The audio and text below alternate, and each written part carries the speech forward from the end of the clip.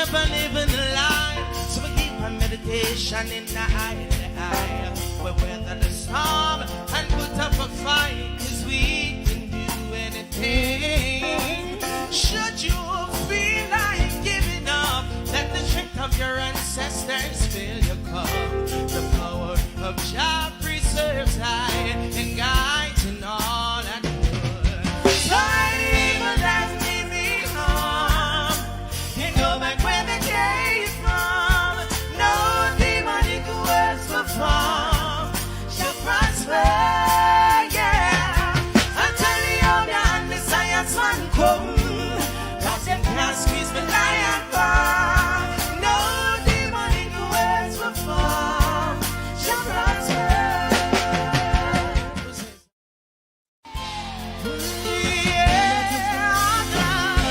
Come on, if you guys heard him.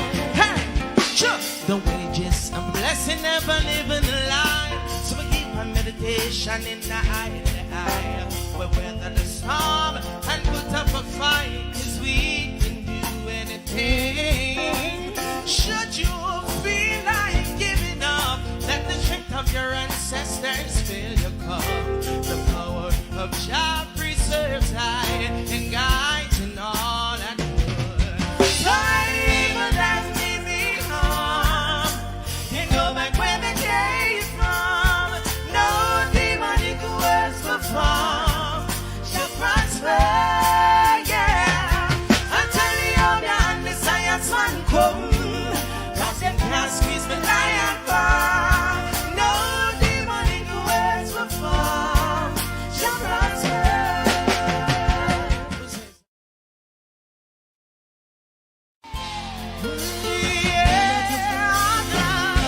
Come on, if you guys heard him. Hey, sure. The wages of blessing never living a lie. So we keep our meditation in the eye. We weather the storm and put up a fight, 'cause we can do anything.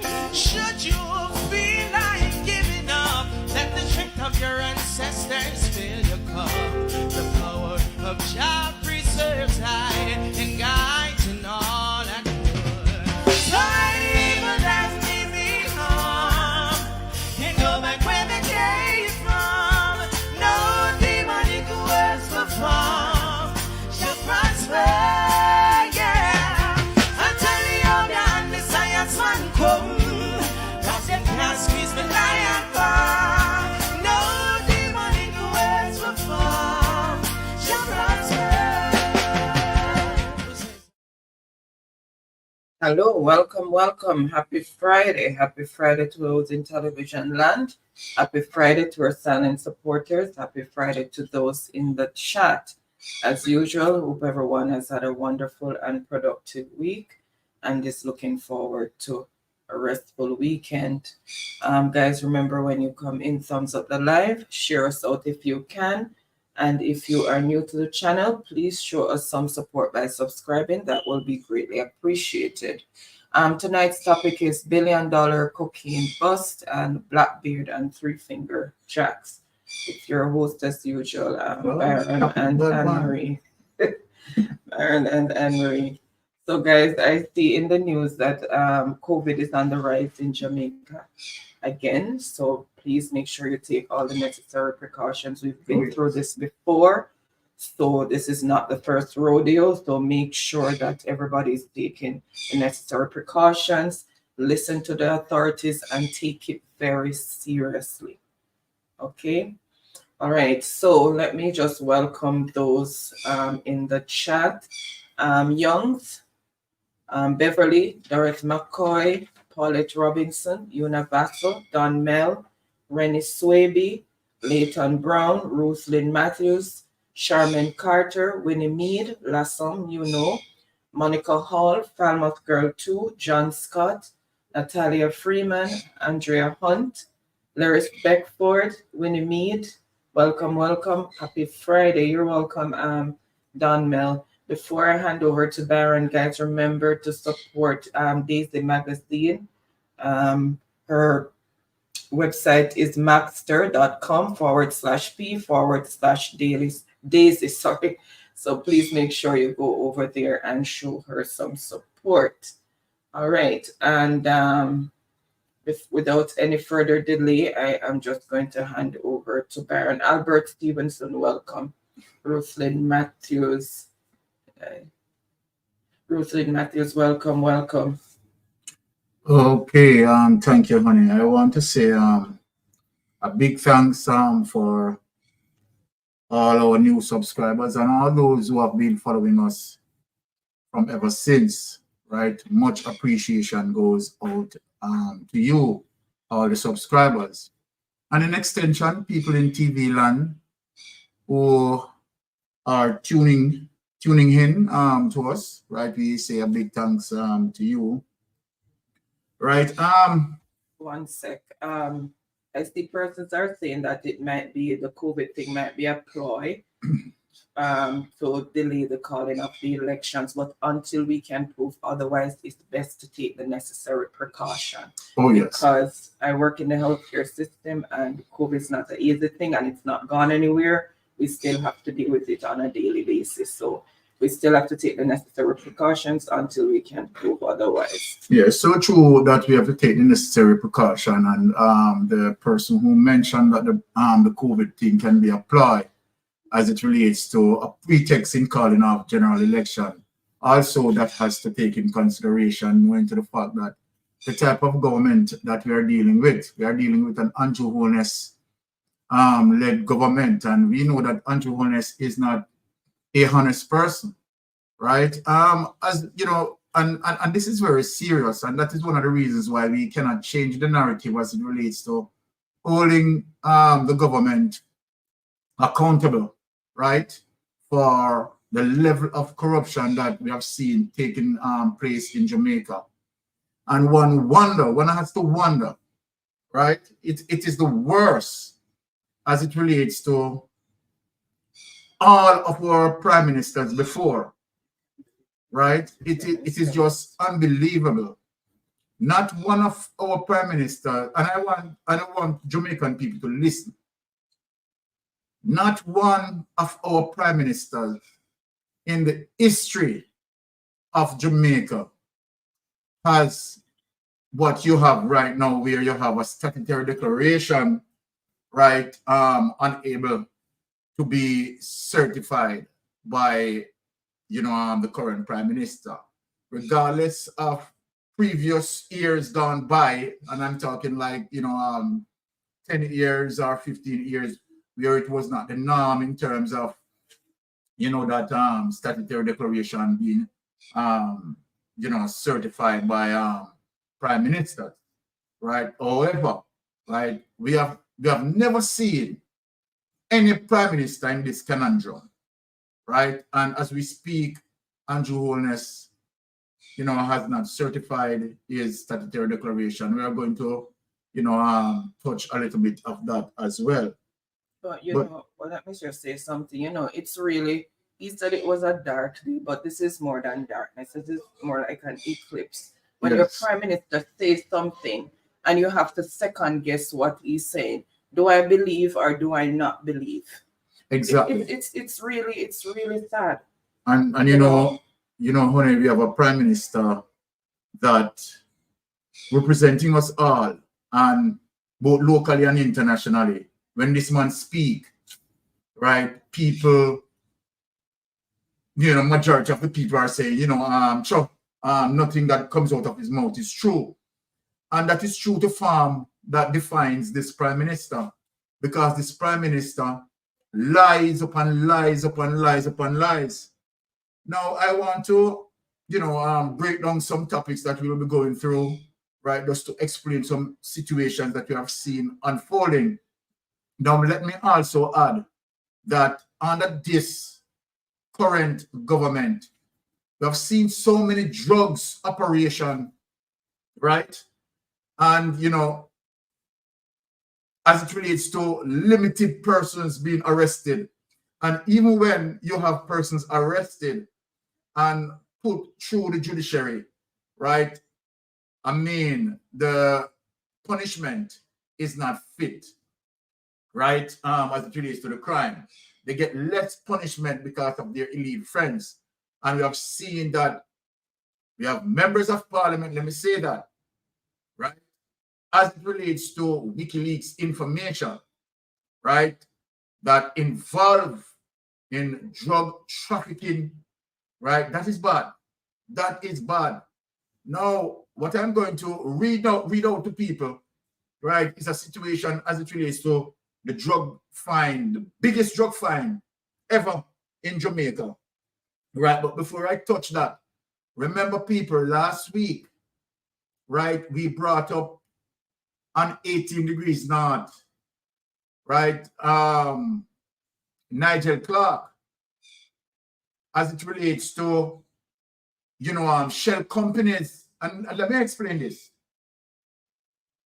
As it relates to Jamaica Labour Party, several members, right, of their shell companies that set up, right, non-profit organization, right, and where money being looping through. We have done investigation and we realize, as it relates to Nigel Clarke. Recently we have a big drug bust, and this drug bust is in Nigel Clarke constituency. So let me say that, and I want people to bear in mind, before I get into the drugs operation, I want people to understand why the reason investigators are probing, right, Nigel Clarke non-profit organizations, right, and to explain them, because what we have seen as it relates to Nigel Clarke non-profit organizations, we have seen a large chunk of money, right, when it comes near to, the general election as it relates to 2020, right, and 2016, right. When we look, right, and based on our investigation, we have seen large pool of money went into, right, the organization where Nigel Clarke, right, is the principal director of these non-profit organization. And when it is not election, you see the small, right, increments of money. And so we see that appear in near 2016. We also see that appears 2020, and now we see a big drug bust. And we are getting some information that I really don't want to speak on yet. But let us go back to 18 degrees north, and just imagine, it is last week that I have read the 18 degrees investigation into Nigel Clarke, just last week, where you see large chunk of money, right, get into that. So let us just go back just to remind, right, our listeners, right, and in extension, the diaspora who are tuning in. Let us go back through that report so that people to understand as it relates to the non-profit organization being set up by Nigel Clarke, and where X amount of money going into those non-profit organizations, those shell companies. And as I said, particularly when it comes near into the election eve, you see a large chunk of money, you understand, get into those non-profit organizations. What is going on in Jamaica? And yet, Nigel Clarke hypocritically is talking about is finding ways and means to strengthen, right, to make the system becomes more robust. And yet simultaneously, right, that is what Nigel Clarke is doing. So without any delay, let us get into it so that people can understand. So that's why I like to break down these reports before we venture into it. That means people can follow us on the report. Can you bring up that from the Wi-Fi, 18 degrees north? Let us get into that, people, right? And then we get into the drug situation.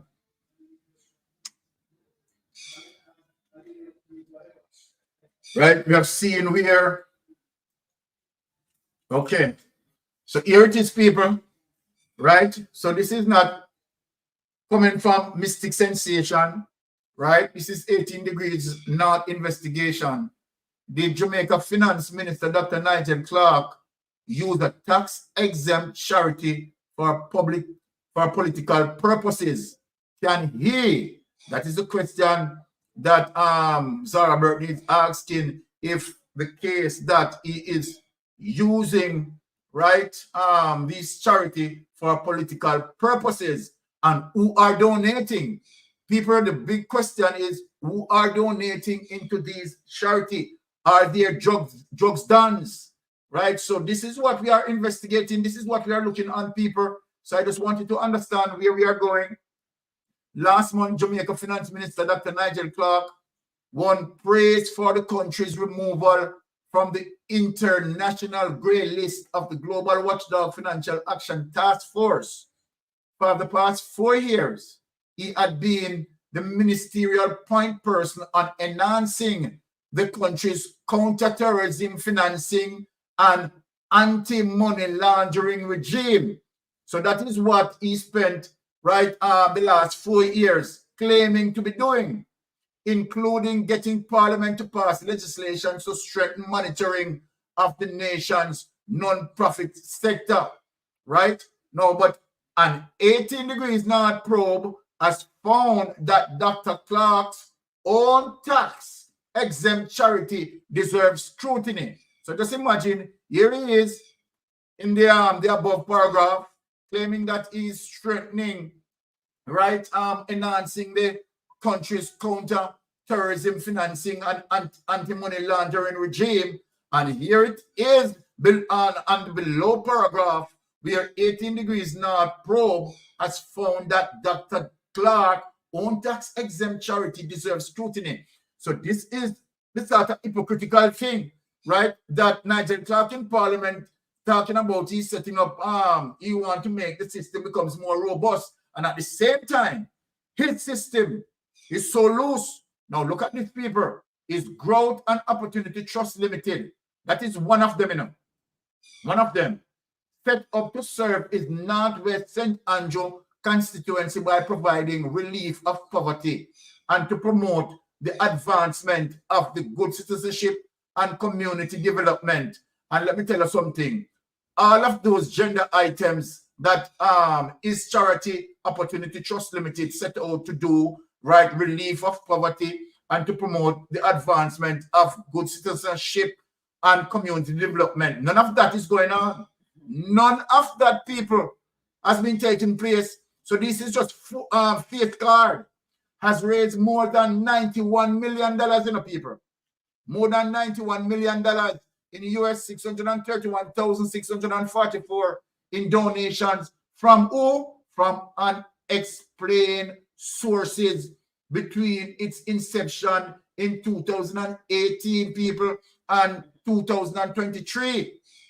Now look now, people, it's also spent about $84 million, you know, right, which is 581,460 US dollars over that same time period, with a little indication as to how that money was spent, right? So for the purpose that he set out those non-profit organization to achieve, none of that is taking place, and there is no form of, you know, explanation as to how those money being spent, right? So what is going on, Nigel Clarke? What is going on, Nigel Clarke? And it is the same behavior you're carrying on with SSL. You understand? No clarity, right? No clarity, because the government mixed up in SSL. Of note is that the foundation two most lucrative odds occurred during election year. See the people? See that? This is the evidence in terms of the investigation that what we have been seeing is to the fact that when it comes to near election, right, the organization that Nigel Clarke set up, Opportunity Trust Limited, a lot of money poured into it. So this to me looks like, right, campaign funding for the campaign, right? Funding for the campaign. And if it is funding for the campaign, then let us ask, who are providing the funding? it is important for us to ask who providing the funding, because when you have jobs done, right, and all sort of nefarious persons giving money to politicians, they are going to look back for favors. And this is what we call political kickbacks. We are now these persons, because they're funded, right, by jobs done and funding by all sort of criminal elements. What been happening now, they have to pass policies to appease them, right? Sell them lands and do all sort of things. They get the prime lands and so forth and so forth. So Jamaica, I wanted to follow and try to have an understanding of what is going on right here with Nigel Clarke. Now, here it is, 2018, Income and Expenditure and Growth of Opportunity Trust Limited. And there is a draft. Look on the election here. Right? So look here now, people. In 2018, let me make you read the graph. And make you understand. When it comes to money in millions, on the left, it marks money in millions, right? And we have the spike number from 0 to 30, right? And look here, people. In 2018, right? You see a spike that you talk about 27.8% spike there. Now, if you look on 2020, the general election here it is, people. General election, right? 30.5 election here. So we are identifying these, right? On the bar graph here.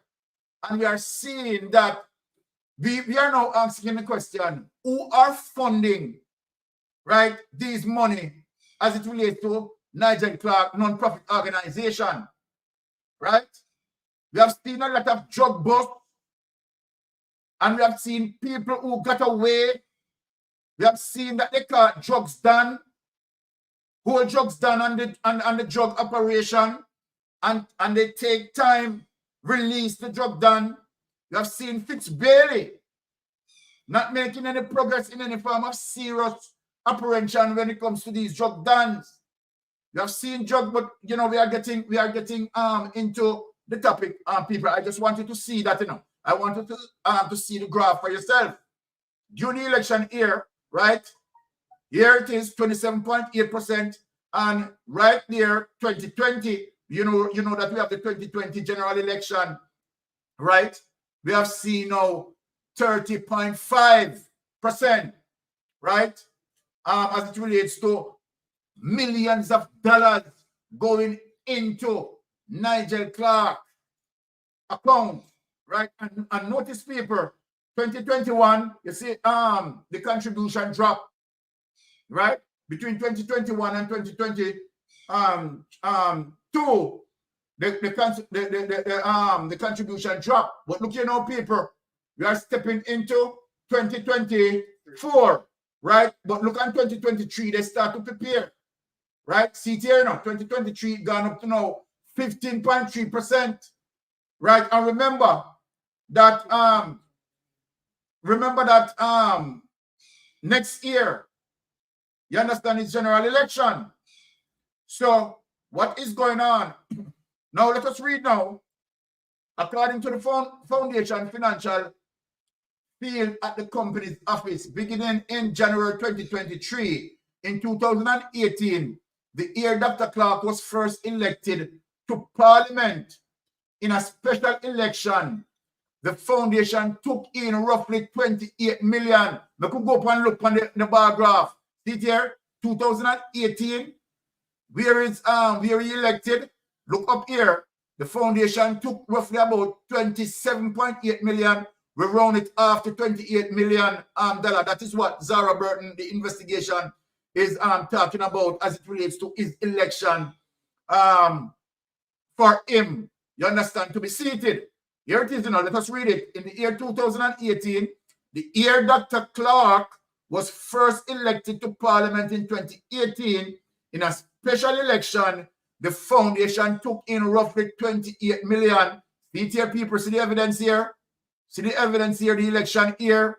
And Here again in 2020, Nigel Clarke Foundation again take in roughly about 35.3 million. 35.3 million. Who is giving Nigel Clarke? Who is funding Nigel Clarke campaign? Right? And Nigel Clarke has no information on who is funding his campaign. Right? This is very serious, you know, Jamaican people. This is very serious. So we just want to throw, you know, and see it. We have a big drug bust in a Nigel Clarke constituency. I'm going to show you certain things, you know, people. See it here, people. In 2018, the year Dr. Clarke was first elected to Parliament in a special election, the foundation took in roughly 28 million, right? Which sank to just above 8 million. In 2019, in 2020, the year of the general election, donation again shot up again, surpassing 35 million. They plunged again in 2021, right, to 1.6 million because on an election year that, and around 3 million, right, in 2022. They then rose again in 2023 to just over 15 million. So people, and here we are going into a next election next year and big drug bust in Nigel Clarke constituency, and some information that we are getting, we are going to have them clarified before we speak on that matter. You know how Mystic Sensation is, right? So let us take it away. Take it away. We don't have to read through that document. We just want to show people what is going on, right? This is very serious. This situation is very serious, and it is not only Nigel Clarke alone, right? Oh, they are using non-profit, right? Thing that they set up, right? And you have, you know, all sorts of illicit persons, right, funding money to these non-profit entities, right? These shell companies, right? You have seen where, you know, people, you know, friends being set up with shell companies, contract being government contract being awarded to the Jesus Peace Jamaica Labour Party. Trust me, the corruption just overflowing. The corruption is just overflowing. The lack of transparency is just pronounced in your face. No transparency, and you can't ask them nothing because what? A bad man government. A bad man government. So people, we are going to remind you some things about the drug bust. You understand? But let me pull up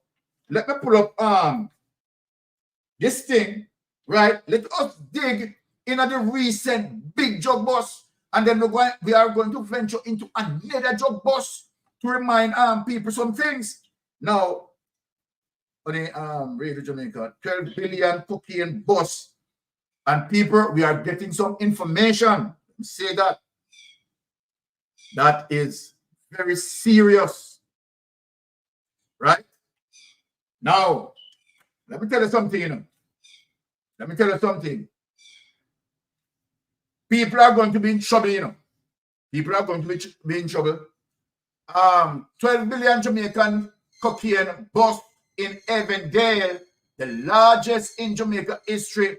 And we need to tell the people them, this is Nigel Clarke constituency. This 5:12 p.m. Wednesday, August 7, 2024. The authorities are reporting the largest cocaine bust in Jamaica history, following the seizure of over 5,500 kilograms of cocaine with a street value of 76 million or nearly 12 billion Jamaican dollars on Tuesday. 5 men are in custody in connection with the seizure.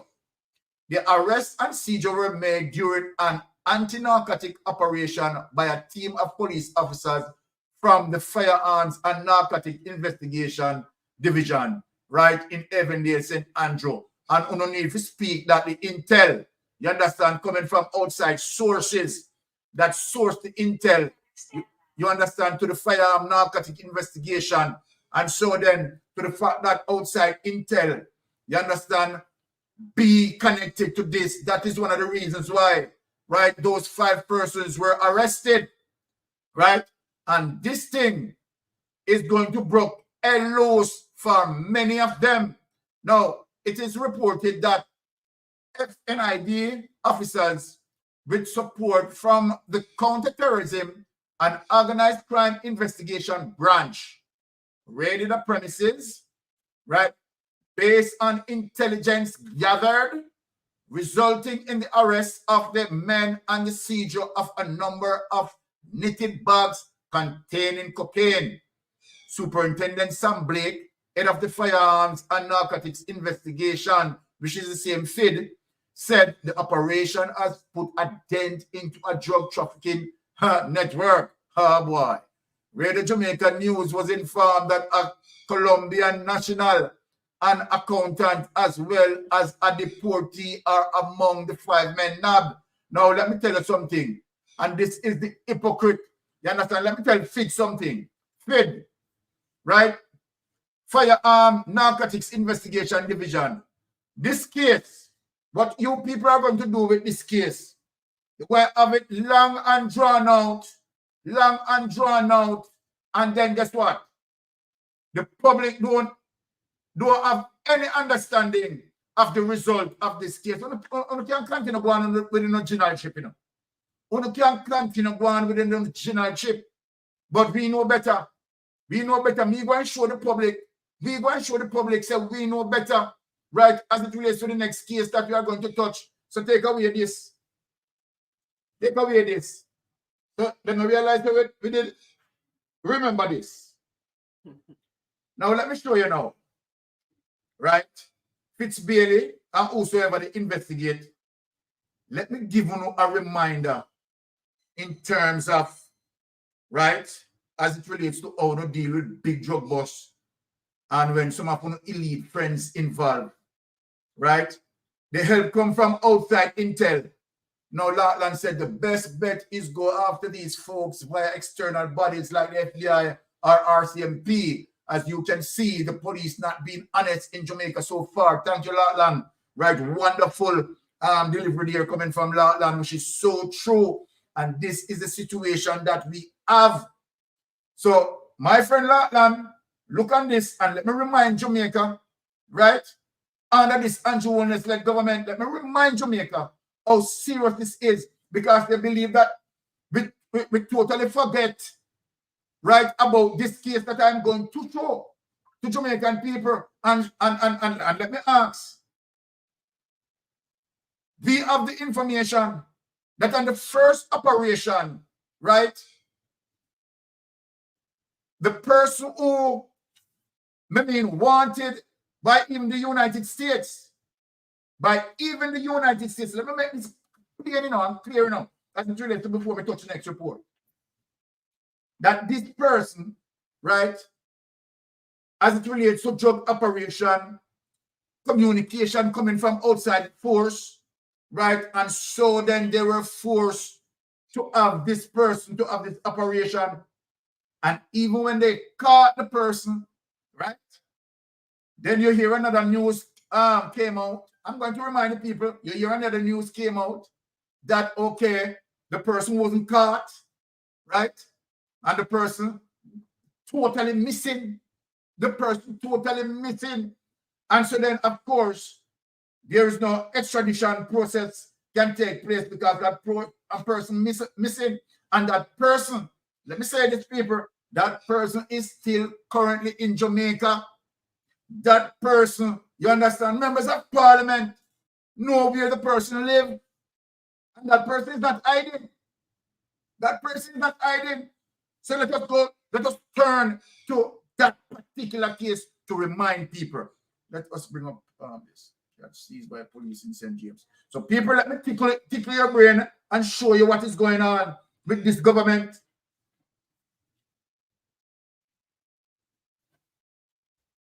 Let me just show you and remind my people what is going on. Here it is, my people. Right, tune in. First this evening, police investigators are theorizing that the full value of Tuesday's massive seizure of US and Canadian currency notes in St. James will be higher than initially suspected. In an update to our news team or newsroom today, Deputy Commissioner of Police in charge of crime, Fitz Bailey, said the money was still being counted. He confirmed that millions of US and Canadian currency notes were seized and investigators are carrying out a careful count to arrive at a final figure. It's now believed that the cash amounts to more than $7 million US. There were initial reports elsewhere that it was in the region of $5 million US. The money was seized on Tuesday during an anti-narcotics operation at a house in Coral Gardens. The owner of the house was taken into custody. Yesterday, the police reported that the owner was the subject of a US extradition request in 2005. A motor vehicle, which was intercepted in the vicinity of the property on Tuesday, was searched and 24 pounds of cocaine with a street value of $85 million was seized. Now, the driver of that vehicle was detained. Are you over 45 and struggling with hearing issues? Now, let me just remind our Jamaican people as it relates to this particular case. Right? Let me give you some refreshers, right? Because we are going to reveal the name of the person, you know. We are going to reveal the name of the person, right? Because, you know, so when we get the information, well, I mean, the information was public. It's just that, you know, people tend to forget. So because of this recent incident that occurred, you understand, we are just making reference to that case and telling the Jamaican government that, okay, we anticipate the hanky-panky, just like the plane that came and crashed and nothing found, black box missing, and so forth. We understand everything that is going on under the Jamaica Labour Party government. We understand, you know, we know what is going on, you know. You understand? And the United States of America knows what is going on. You understand? Other Caribbean sources know what is going on and know the players. Right? Now, let us get in. Now, that big drug bust that you have seen there, right? One news as it relates to when they caught, right, drugs and money that, you know, house load of cash, right? They claim that it was $5 million US. Then another report came out that, okay, as you hear it on the news, it seems like it is going to be more than $7 million. Remember, you know, people, you just listen to that. Now, when they finished the count, actually, right, it came down to only $3 million. So majority of the money stolen by who? Stolen by who? Remember, this money, right, was in the custody of the police. This money and drugs were in the custody of the police. Right? We're supposed to be evidence and we're supposed to be protected. But under the custody of the police, right, one claim $5 million. Then, right, it changed to more than $7 million. And then at the end result, $3 million. Right? $3 million. And no one in Jamaica have any understanding where that $3 million gone to, right? Or even the drugs gone to, right? So we have seen the little playing around, right? And, you know, it's just crazy. It's just crazy when it comes to the Jamaican government. Let us get into the Jamaican Gleaner and give people the full detail of what is happening here. Right? I mean, Jamaican Gleaner, let us give our friends and family the full detail. What is going on here? So we just want to update them. Showing people, now people, here it is. You make me get into the bangarang, yeah. You make me get into the bangarang. Person of interest name in 600 million. Right? Montego Bay narco boss, right? And remember, people, this was May 4th, 2022, right? And 2 years after, you have the biggest drug boss, right?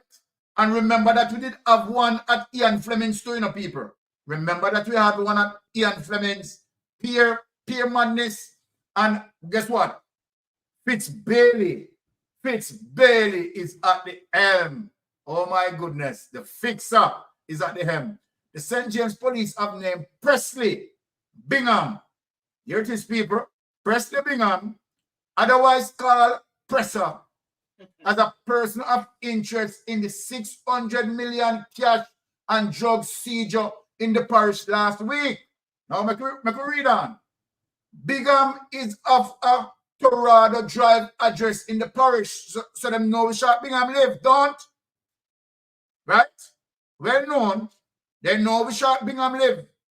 He's been urged to immediately report to the Narcotics Division at 230 Spanish Town Road, Kingston 11, to facilitate the investigation. Now, this is foolishness, people. Because the truth be told, when they went on the first investigation, Bingham was there. Yes, people. Presley was there. Presser was there. They caught Presser. They caught him. But let us read on. Let us read on here. The police released the name in a statement this evening. The Jamaica Constabulary Force also confirmed early reports that Oral Johnson, the businessman whose arrest led cops to the massive drugs and cash seizure, was charged with possession of dealing in, taking steps to export and trafficking cocaine. Now, people, make a back up. Now, when we tell Nigel Clarke, say, we want transparency as it relates to who are the people funding, right, these non-profit organizations. A lot of Jamaica Labour Party member of parliament as it relates to how are you getting funding, right? How are you getting funding? Now, this needs to stop, you know. All of this. Laws need to be passed. So, Mr. Nigel Clarke, right? Why don't you put in law that for persons who are supporting any political party, right, need to be listed and the amount being funding to the party, right, needs to be identified. Say this, the law is already in place, but it is not being upheld. Right? We follow laws, but exactly. So enforcement is a problem, honey. Enforcement is the problem. Right? Which of course Full of laws. and there's no enforcement. No. So this is what needs to be done. Nigel Clarke, right? You and Andrew Holness, right, need to tell, because you and Andrew Holness love Muslim people, you know. Right? Because they know if you talk. You understand? You don't love Muslim people and use the government badness. You understand? And so hypocritical. Stand up in a parliament and talk, oh, you're making system more robust. When you, Nigel Clarke, involved, just like the lie that you told us, when you said that FBI is investigating SSL, right? And you are going to get to the bottom of it. You'll be lifting up every stone, and you are not going to leave no stone unturned. Eh? Look how much amount of stone now unturned. Right? Look how much stone unturned in SSL. Nobody can get no clarity. And yet you have the report sitting on. And yet you have the report, right? You sit on the report. So go check. This is very serious what is going on in Jamaica. Very serious. But let me tell you something, you know. Regardless of any drugs man want to go no campaign funds and donations for no go on street and buy vote and do all of them something there. You understand? Let me tell you something. The Jamaican people gone left you, my boss. So no money can't help you. You understand? Let me tell you, drugs baron them who the cling around the Jamaica Labour Party. You understand? No matter how much money you give them, no matter how much money they get, the people naturally gone away from them. And me, I tell the people them say, when you don't get money from them, take the money, yam them out, and vote them out. So people, this is our mission. When you get the money from them, take the money, yam them out, and vote them out. So all of the drugs done them, who want to continue. Hey, listen, let me tell you something. Certain countries in the Caribbean don't do, you know, because certain countries in the Caribbean say they are giving you people intel, right? But you don't want to unite with the intel because you people are not interested to fight the drugs, right? Take it away, honey. Take it away. Let me talk the truth now and talk about things. You understand? Because we have the evidence, right? Some Caribbean, right? Countries, right? Not really in anything with Jamaica, you know, because they realize that Jamaica, this is what a particular Caribbean island is saying, right? Because I have the report. That Caribbean country is saying, right, that they are not interested to give Jamaica any intel because Jamaica is not interested into fighting any drug traffickers. Just imagine, right? I have the report, right? That country fed up because that country is saying that Jamaica is not interested in fighting drugs. So then we are asked again, right? Who are funding these non-profit organizations from Nigel Clarke, go down straight down to whosoever, right? Just corruption after corruption. The level of corruption in the Jamaica Labour Party, the level of corruption is just not normal, right? Now, let me show the people where it is very serious, right? And why people need to understand where, you know, we are going and where we are targeted and what Andrew Holness is doing with the Constitution and Malawi Fort. Now, let me tell you something. Now, the opposition and the present government is at odds again. And you know why they are at odds again? I am going to reveal it. You know why they are at odds again?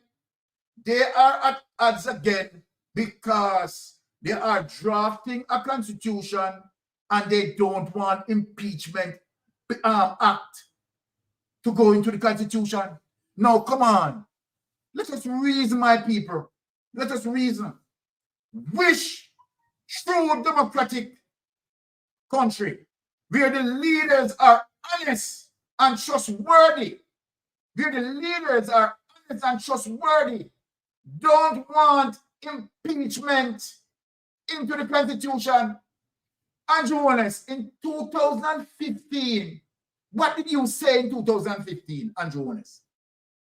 Come on, Andrew. What did you say? You spoke out of your own mouth that you will make sure that there is an impeachment act, right? You spoke out of your mouth that you're going to ensure that another security tier has been added, right? For checks and balance purposes. And we say it, you know, Andrew. And you said out there about 2015, you know. And now, sit here, Andrew Holness. Sit here. It is you now and Mother Ford. You know, I'm stopping that and show the report because people might lift up the report. Let the people read the report. You understand? Just let the people read the report because, look here, this is the Andrew Holness-led government you are talking about, you know. And the Andrew Holness-led government you are talking about, you know. When you look at paper, see the paper, you understand, so? You understand?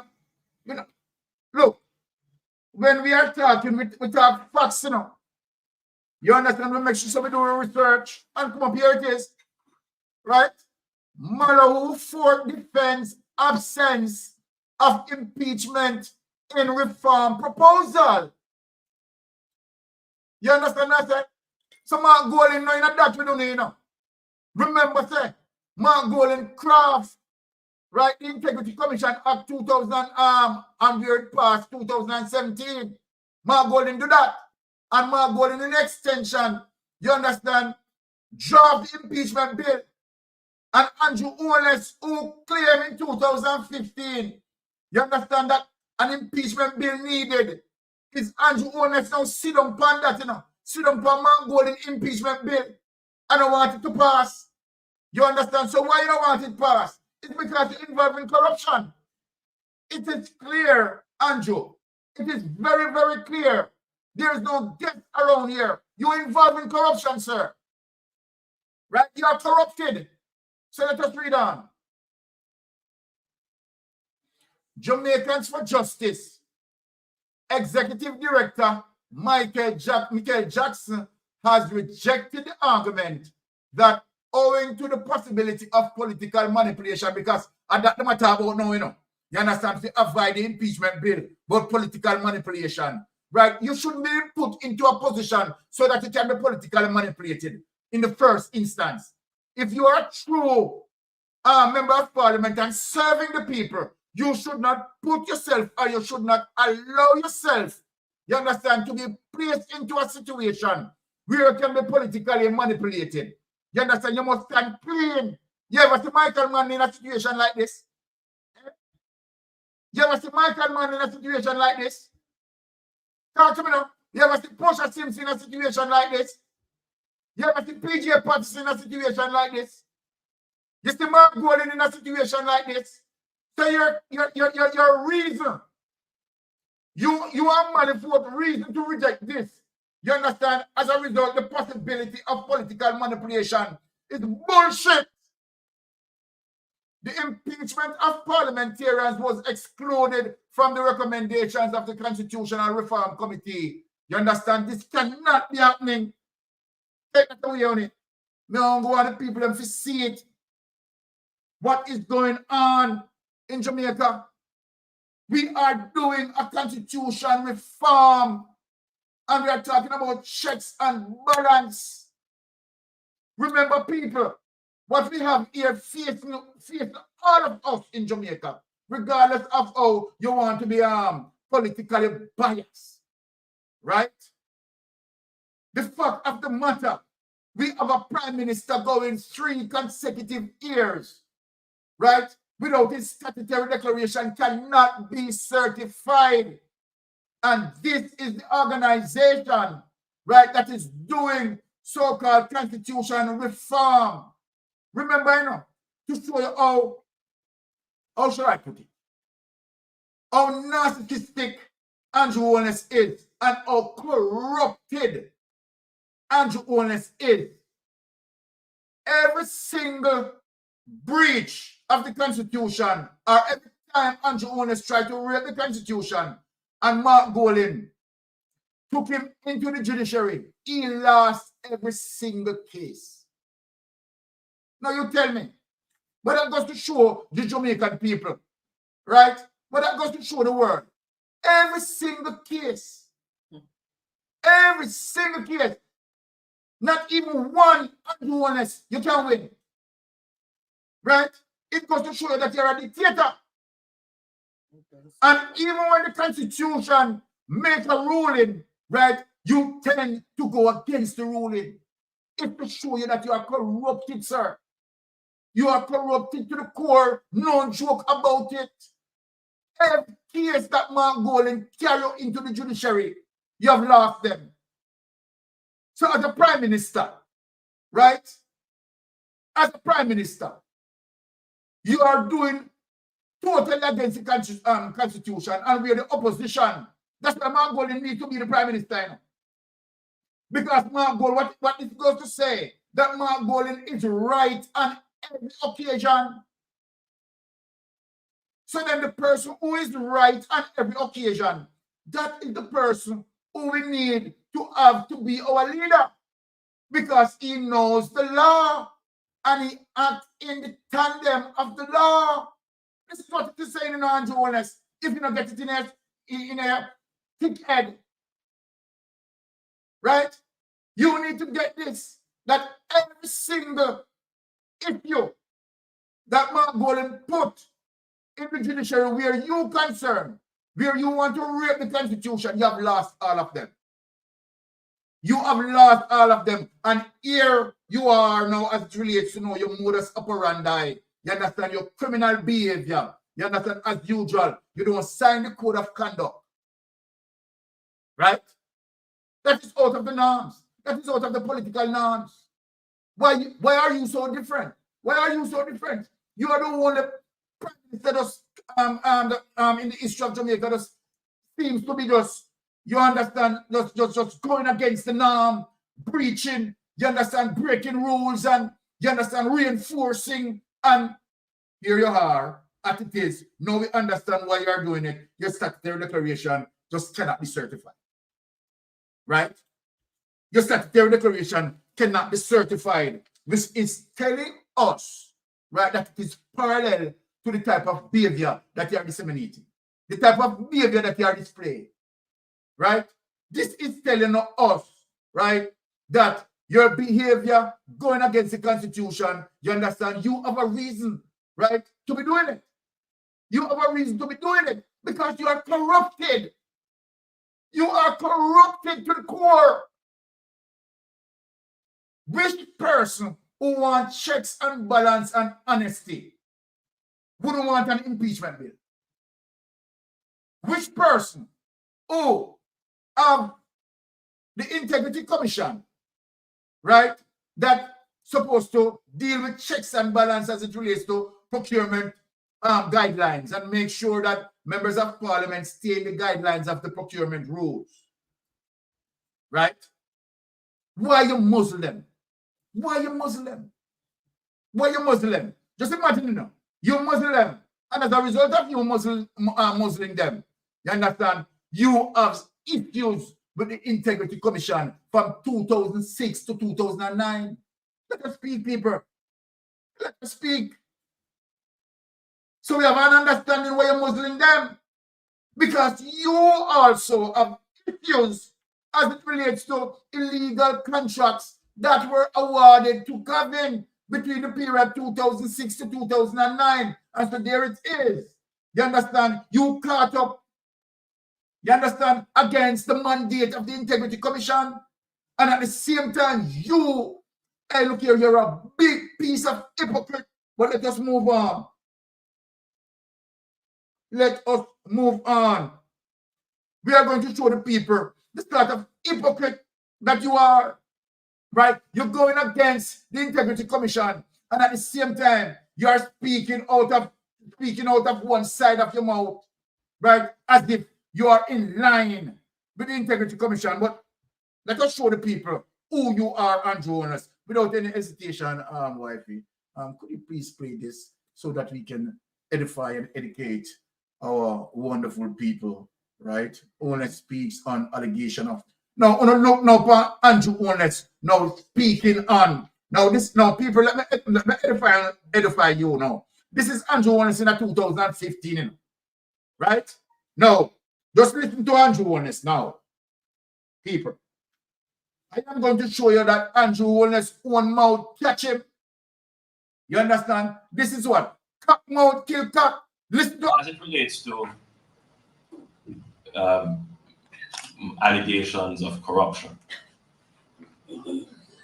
This government, relative to the previous government, has far less instances or suggestions of corruption.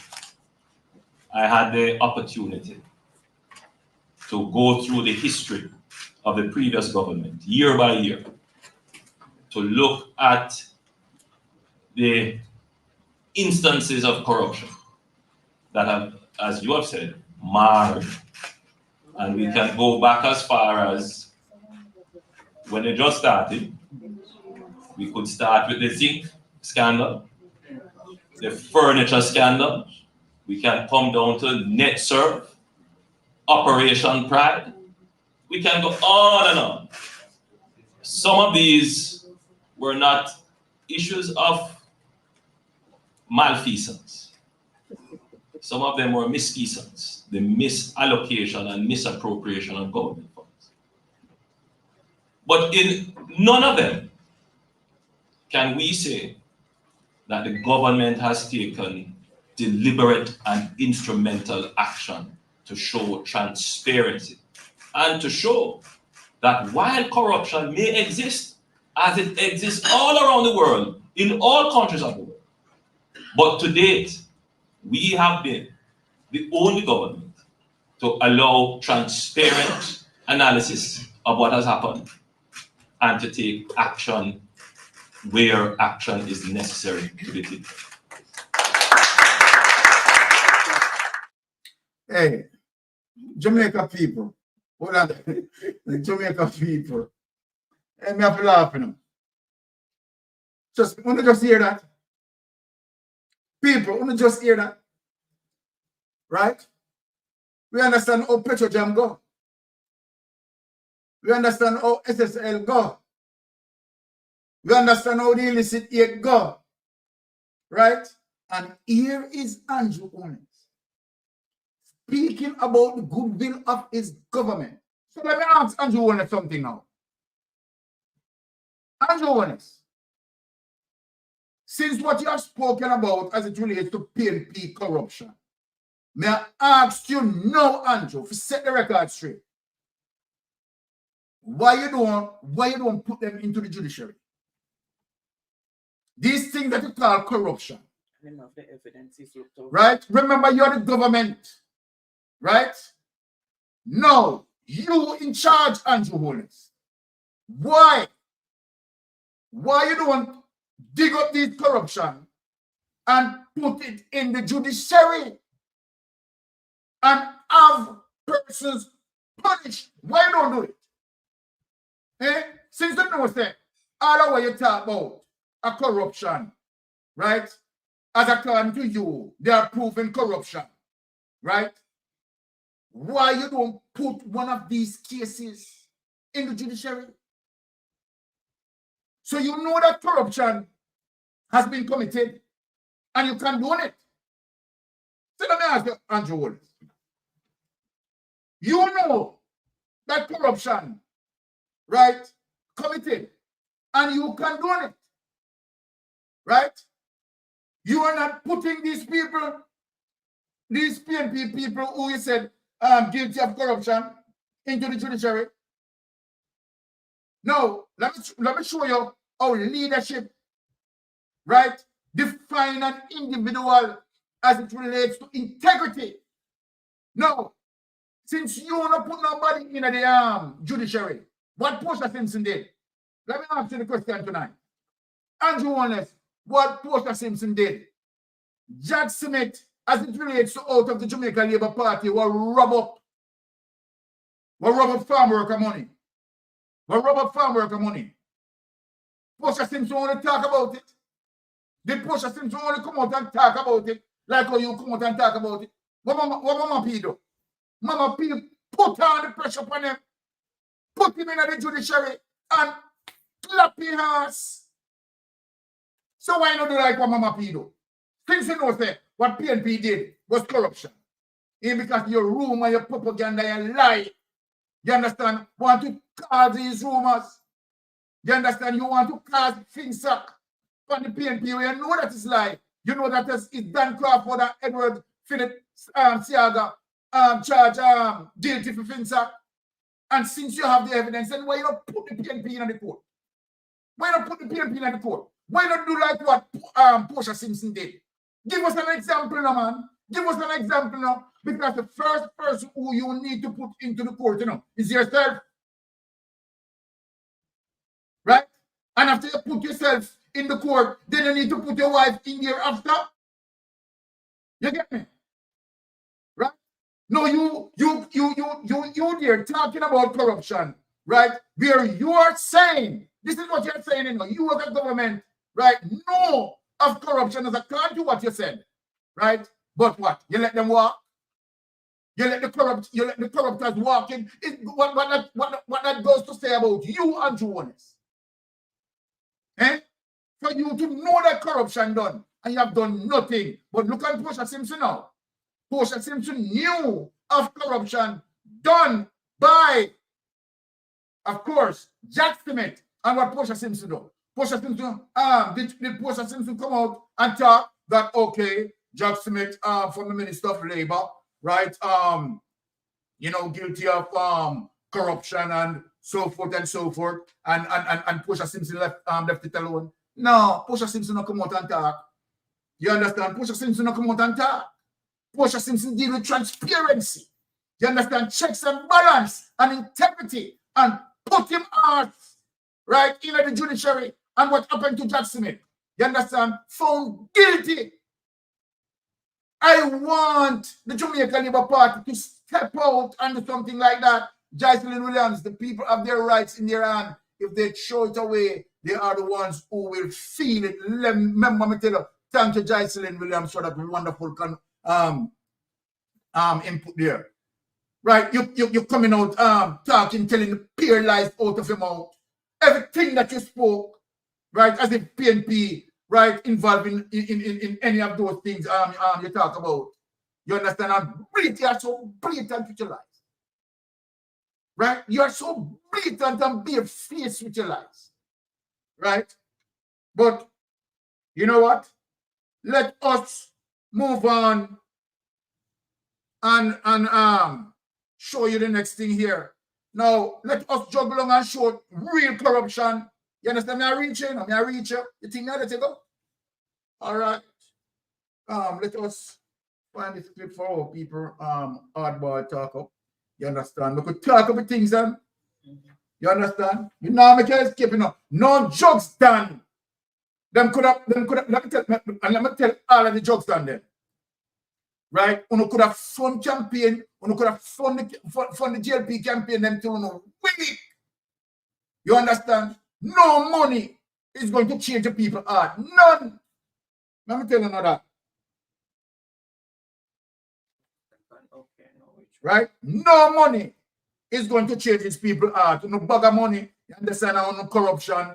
You understand? No bringing drugs and gun, all of them something there. We want all of them something that we stamp out. You understand? A good governance, we say. Checks and balance and integrity, we say. You understand? Welcome back to Primetime News, and a special welcome to those of you watching online at onespotmedia.com.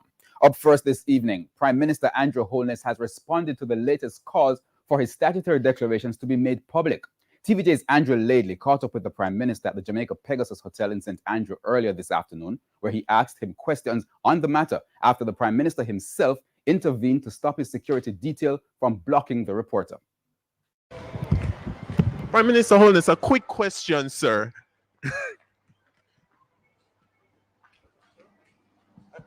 I'm trying to ask a question, sir. Good. What's your name? I'm Andrew Laidley. Oh, yeah. Nice to meet you. Sir, why haven't you released your statutory declarations? I have not. I remember that is in the hands of the Integrity Commission. Were it up to me, I would have done it long ago. The Integrity Commission has a process, and the process has to be followed. And it is a good learning, I think, exercise for Jamaicans that in the new paradigm of dealing with ensuring the integrity of people who serve in public office, that there is a process that has to be followed. As it relates to me, as the Prime Minister of the country, that process has to be followed to the T. And the commissioners have explained to me that they are going through a routine. With my specific Integrity Commission reports, mine went in a little bit late, and therefore the process was delayed. That process, I believe, should be complete very soon. And I'm hoping that before the week is out, there should be the release. I'm eager to have it released as well. What are your thoughts on the opposition taking legal action to try to get the Integrity Commission to release that? Don't know what the basis of that would be. There's been a lot of attacks recently on the Integrity Commission. But I think the public should bear in mind that the commission is a new commission. It is integrating several legacy agencies. It takes time for them to get their institutions together. So I think a little bit of patience should be exercised. I too would want to see things move a little faster, but by virtue of the information I have, the knowledge I have of the systems that are at work, I think that we should give them a little time to get their institutions in order.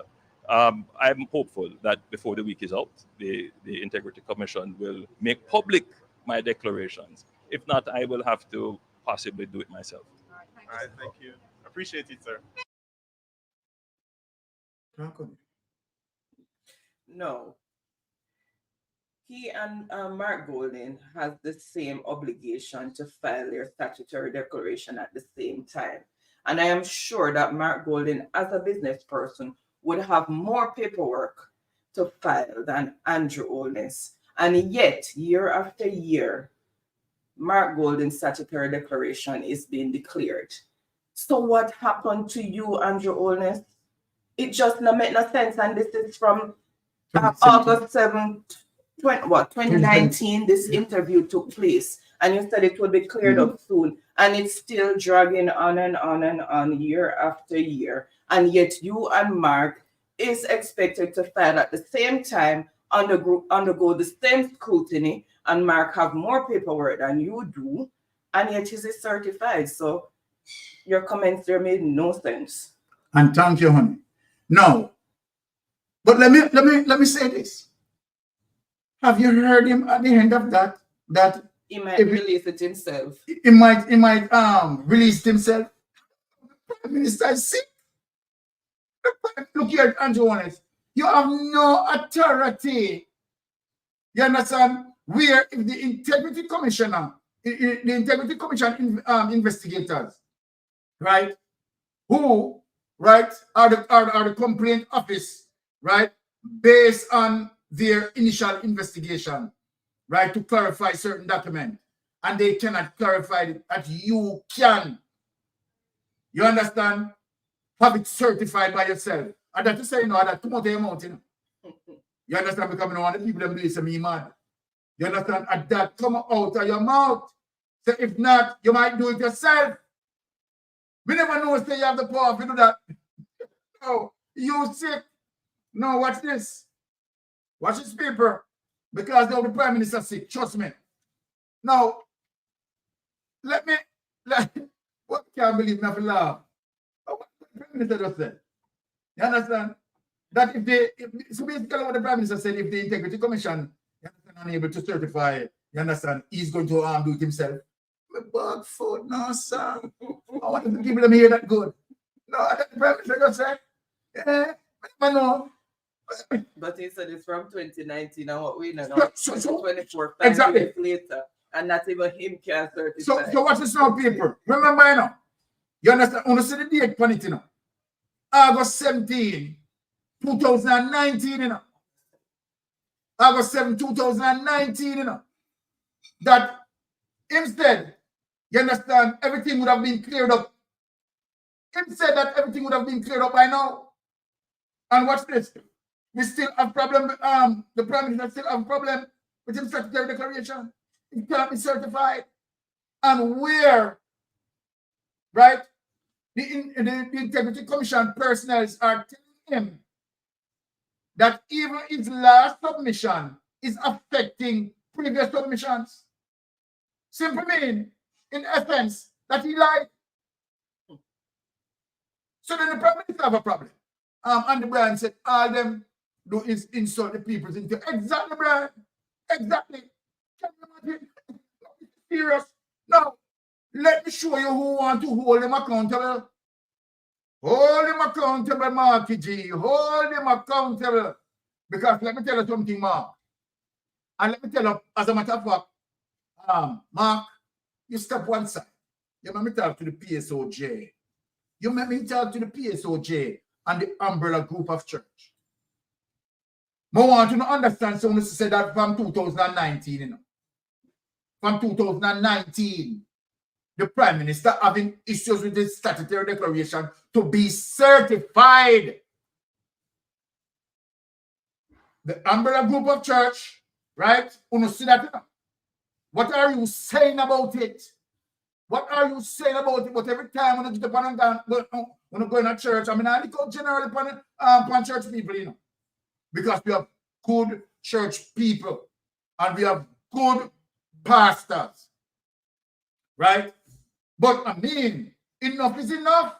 And PSOJ, right? Come on, what are you guys doing? Because look, Mark Golding every year. Not only that, Mark Golan statutory declaration certified. Mark Golan submit on time. So this is how disciplined Mark Golan is, you know. Remember, we could talk about Mark Golan. We could talk about Mark Golan. In spite of how, right, some people want to try to give Mark Golan bad name. You understand? I want to tell Mark Golan to do when Mark Golan can do it. You understand? We never know say Mark Golan when put in Andrew Holness as it relates to the amount of members of parliament he has, and where it's just obviously difficult because certain things that Andrew Holness passed in parliament, right? For Mark Golan, they can't stop it. They don't have the numbers. And yet people are giving Mark Golan blame and giving Mark Golan pressure. It's just the nonsense and the ignorance and the darkness of these people. Right? The nonsense, the ignorance and the darkness of these people who don't even understand the political process themselves. And so then as a result of that high level of ignorance, them say all sort of foolishness will come out of their mouth. Right? So then make us show that Mark Golan is very serious, you know, when it comes to get statutory declaration now, Andrew Holness. Because him has to set a precedence. You understand? As it relates to good and quality leadership that the Jamaican people starving for. The Jamaican people are starved when it comes to good quality leadership. Because from 2016 to now, we have not seen no form of leadership, good quality leadership, right, as it relates to any members of the Jamaica Labour Party. None. You understand? They're all found guilty. Right? None. Right? Now, so let us move and show the people who the hold him accountable. And Marky G, I want to say a big thanks in terms of what you did, Marky G, in terms of making sure you craft the 2017 Integrity Commission Act that passed in law 2017. Right? Hit a hold him now, you know. Hit a hold him now, you know. You understand? Hit a hold him now because he corrupted. You understand? You see him jump over where you're talking about the code of conduct. Him jump over the code of conduct. And when he gets some powers, you see what he do? You see what the narcissist do? You see what the dictator do? Utilize section 53, subsection 3, and lock the Integrity Commission. Be sure this man is an outright, you know what is. You understand? 100% pure evil. Right? So let us get into Mark Golan, who try to hold him accountable. You understand? Him try to lock him down in the parliament, but that can't stop Marky G. That can't stop Marky G. So let us get to the next clip and show the people what is going on with Marky G. Holding him accountable. Yes, Marky G, hold him. You understand? We not stop. Hold him accountable.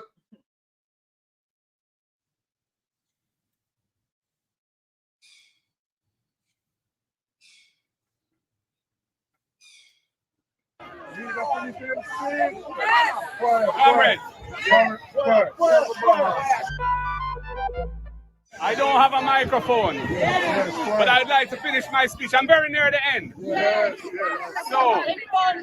hope somebody will film this, and I hope that you'll be able to hear what I say. Yes.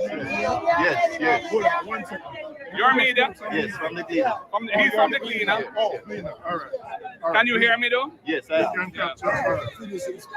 The point I was making when the Prime Minister chose to walk out and was left the Parliament without a quorum.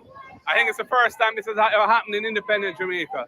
That in a budget speech, the opposition has been denied the opportunity to finish their presentation. And here I am assembled on Duke Street. I was near the end anyway, but there were some important points that needed to be made. And I'm going to continue. The point I made when they walked out was this. When the former speaker was forced to resign as a result of an Integrity Commission investigation, the move to replace her with the wife of the Prime Minister, so that the head of Parliament is now the spouse of the head of government, does not sit well with the tradition that the speaker must act independently of the government of the day. That is a fundamental principle of the Westminster system of democracy. And it is protected in a number of ways. For example, in the United Kingdom, nobody runs against a speaker in an election. They make sure the speaker is elected because that person is supposed to be independent. So that, I think, move to do what happened in our case here was inconsistent with that level of independence that's required. The failure to disclose the identity of the so-called illicit 6 MPs who are under investigation by the Integrity Commission for illicit enrichment remains a festering sore, only made worse by the Prime Minister's gag order on his own cabinet ministers from speaking publicly on matters to do with the Integrity Commission. The Prime Minister's statutory declarations of assets and liabilities and income have not been certified and published by the Integrity Commission for successive years. It is untenable for the head of government of Jamaica not to be in good standing with the country's Integrity Commission for a prolonged period. All I can say to him, and I would have said it to him if we were still in the house, all I can say, if I were in your position, I would take with myself and hand over to someone else who is not compromised.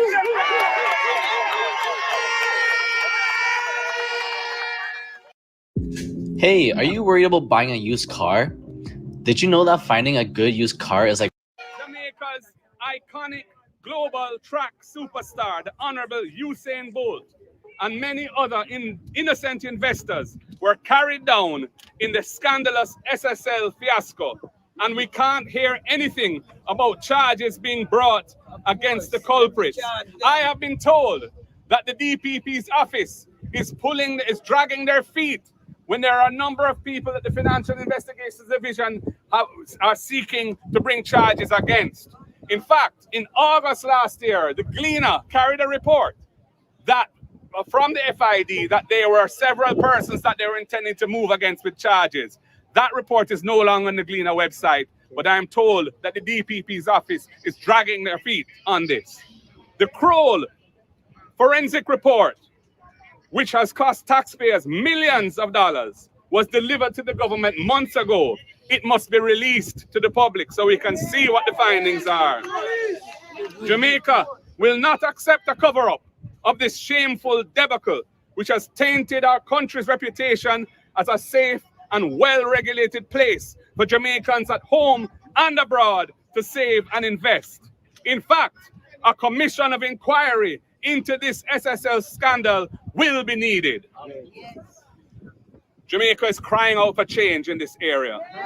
This is why I have identified an entire cluster of portfolios within our own governance structure to address the now desperate area of transparent and accountable governance. We must translate good governance principles into tangible action that restores trust and confidence in our leaders and preserves our cherished freedoms and democratic way of life. Change means no more hiding of the truth from Jamaicans. Change means no more deception in official public communication. Change means putting transparency and communication at the heart of good governance. It affirms that respect is due to those who elect governments and pay taxes. That's why we will implement a comprehensive strategy centered around engagement and accessibility. Our aim is to ensure that every voice is heard, to bridge the gap between leadership and the people. This means holding town hall meetings, physical and virtual, to give every citizen a voice in the decision-making process. It means conducting community walks, listening to the concerns of our constituents, and working together to find solutions. It means providing regular progress reports on projects and programs and keeping the public informed and involved every step of the way. Change means practicing accountability as a central principle of good governance. That's why, after the terrible incident of the woman being beaten in public with a stool, I tabled an impeachment bill in the House of Representatives in 2021 to provide a mechanism to hold to account any parliamentarian whose egregious conduct brings his or her office into disrepute. Despite this having been a manifesto promise of this JLP government from the 2016 general elections, my impeachment bill has not been allowed to go forward to a joint select committee for wide stakeholder consultation and then be passed into law. They don't believe in accountability. When I entered the political arena, there were some entrenched ways of doing things. Making change happen requires a fresh approach. Things will be very different under my watch, because I will tolerate none of it. The last PNP administration put local government in the Constitution. We passed the 3 strategic laws to modernize the legal framework of local government in keeping with modern best practices. One of those laws, the Local Governance Act, makes provision in Section 18 for the recall of an elected mayor, and it may be initiated by a petition alleging a charge of gross misconduct or dereliction of duty, and it has to be signed by at least 25% of the registered voters in the city municipality. The next PNP government will institute a fair and balanced recall system for elected officials, both at the local government and parliamentary level, to deepen accountability and empower the voters with recourse where they are badly let down by whoever they elect to parliament. Change means not taking away the rights of the people of Portmore without proper consultations with them, followed by a referendum to let them make the decision whether or not they want to give up their city municipality status and their right to directly elect their mayor, a right given to them by the People's National Party. Jamaica has spoken, and the PNP has listened to the concerns of the people. We are offering solutions based on thorough research and consultation with our stakeholders. We will embark on this journey together with the people towards a future where opportunity for advancement is not a privilege, but a right for all. We commit to good governance for the people of Jamaica, not as some abstract concept, but as a living promise fulfilled to every citizen of our nation. We are on a fast track on the road to change, and we invite all Jamaicans along this exciting journey in a spirit of hope for a better and brighter future for all our people. And I would have ended, thank you, Madam Speaker, but I won't end that way because I'm not in the Parliament. I'm on Duke Street with my...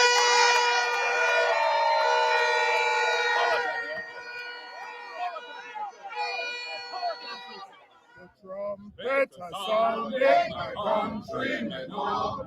Awake from your slumber and answer the call. The torch has been lighted, the dawn is at hand. Who joins in the fight for his own native land?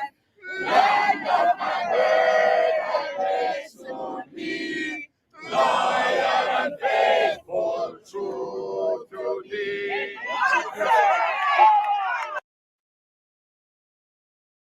Now checks and balance, people. When we said Marky G is going to hold him and holding him accountable, as Marky G said, his governance will be different. One with checks and balance, one with impeachment bill put into law. Yes, that we don't have to wait on general election, right, to say Qatar or goodbye to a member of parliament when we found him to be corrupted. That is the essence of good leadership. So when I hear, right, persons talking about, right, Mark Golden is corrupt, have you ever seen, can you name one corruption that Mark Golden has done? You understand? But, you know, we understand the wicked and the evilness of some people. We understand, you know, how some people try to defame the man's character, right? Even when they know in their heart, they stifle their heart, right? But they prefer to tell lies because they themselves are corrupted and they love the corruption because they are eating out of the trap, right? You have seen a particular entertainer, he's on everywhere on social media. He just want to oppose with his lies, his false narrative, and it goes on and goes on. And I am asking him to say or to name one corruption that Mark Golden did. Now, let us look on this, what we call all peace and dirty liar, right? Let us look on this trickster that we have as Prime Minister. and want people to call him most honorable. Can you imagine? Huh? A man that wrangles in corruption, a man that covers in corruption, a man who loves corruption, a man who's everything is corruption. Everything is corruption. Want Jamaican people to call him honorable. Right? It's a disgusting thing. Disgusting to the core. Now let us get into that clip. Right? And hear the big old hypocrite that we have. Look at this hypocrite.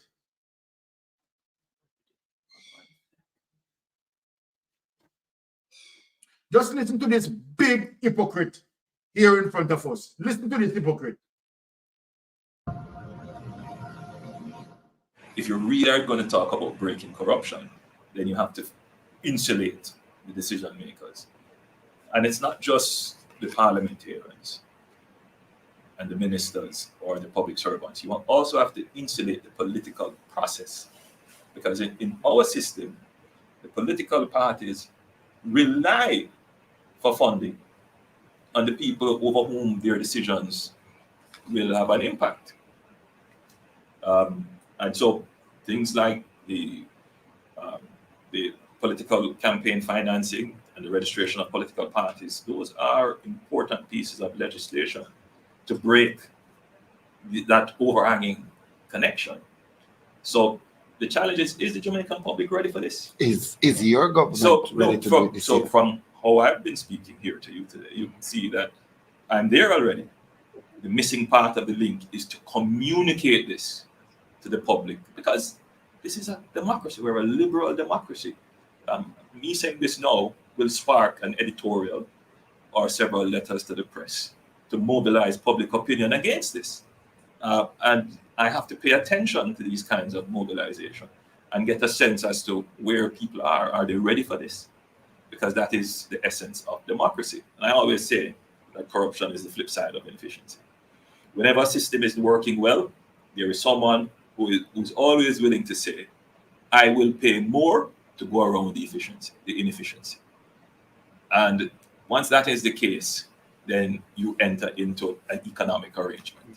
And in fact, what that does is that once people realize they can pay a toll to get around faster, there are those who want to keep the inefficiency in place so that people continue to pay to go around inefficiency. Now, you have to stamp out that kind of corruption. Now, once you start to do that, change systems to make them more efficient, people automatically say, oh, you're going to take away my job. But aside from the investigation and prosecution, quite a bit of systems engineering is being done in terms of the business processes to see how we can merge systems together, right? To come up with shared services, to get rid of redundant services, right? To make the bureaucracy, the government's bureaucracy, far more efficient, to remove the various steps that are irrelevant in the business process. And we're going through that process, a whole process is going through. So we have pitched that as public sector reform, but a large part of that is to remove corruption. Andrew, honest people, the truth be told. Let me speak the truth. Let me speak the truth. Andrew Honest is an outright liar. A person who always speaks that he will tell you all of the right things. All of the right things, what you want, what he wants you to hear. Or he will tell you all the things that you want to hear. But this is Andrew Honest that we are dealing with. This is Andrew Honest. Now, let me prove a point to us. I'm going to prove a point to everybody. Prior to Andrew Honest getting into power. And we're going to speak on electricity now because I've seen our people being suffering. Now, if Jamaica can be able to wean itself from off the grid, right, and go solar, Jamaica will be a winner. And they can do it. But here is Andrew Honest in 2015, because he wanted the votes. He decided that he's going to tell the people what the people want to hear. We all know that the electricity bill, right, is one of the significant bills that many people, right, is struggling with. The high cost of energy bill. But Andrew Honest knows where it is most vulnerable. And of course, he can promise hope, because that's what Andrew Honest is doing. Promising hope. No one get to try bridge later to him. Promising hope. But I want to show the people, for the people to understand who is Andrew Honest. Without any delay, let us pray. Now look what Andrew Honest promised to Jamaican people 2015. Just listen to him keenly. Listen to all what he promised.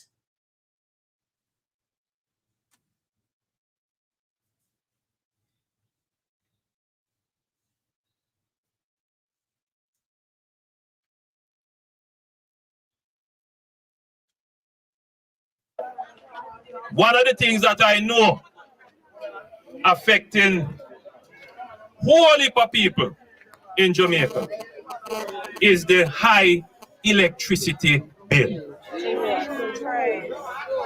When the PMP come into power, them say them going to bring down electricity costs. What has happened since? Electricity costs keep rising. They promise that by 2016, they would have made the JPS more efficient with more efficient plants. That's not going to happen till another 2 years. And before you know it, it will be another 3 or 4 years before them actually do it. The Labour Party will make sure that we put in place more efficient electricity generating plants to bring down the cost of electricity to you. I don't like to make promise. I make commitment. And under the Labour Party government, we are going to ensure that we bring to this country the big power plants. We are going to ensure that we bring to this country the big energy companies that can put the money in here to build the plants to give you cheaper and better electricity. So, Jamaican people, what I want to ask the Jamaican people, that is from 2015, right? And we only have JPS that digging out every dime out of the poor people. Do we see any other big energy plants? May I ask the people then, 2024, have we seen any other big energy companies who want to listen to Andrew Honest, go and listen to him? If we don't want to make Andrew Honest canon again, we don't continue to listen to him. I want to ask the people if you have seen any big energy company. Just name one. Name one, people. JPS. Because the only thing where you can name is JPS. Andrew now in power. All right? Andrew now in power. But now, let me just show to Jamaican people what the private sector, right, is now telling Andrew Honest as it relates to his promise. Now look at this, people. Look at this, because the private sector now is now telling him the truth. Is now telling him the truth. That the man is a dirty liar.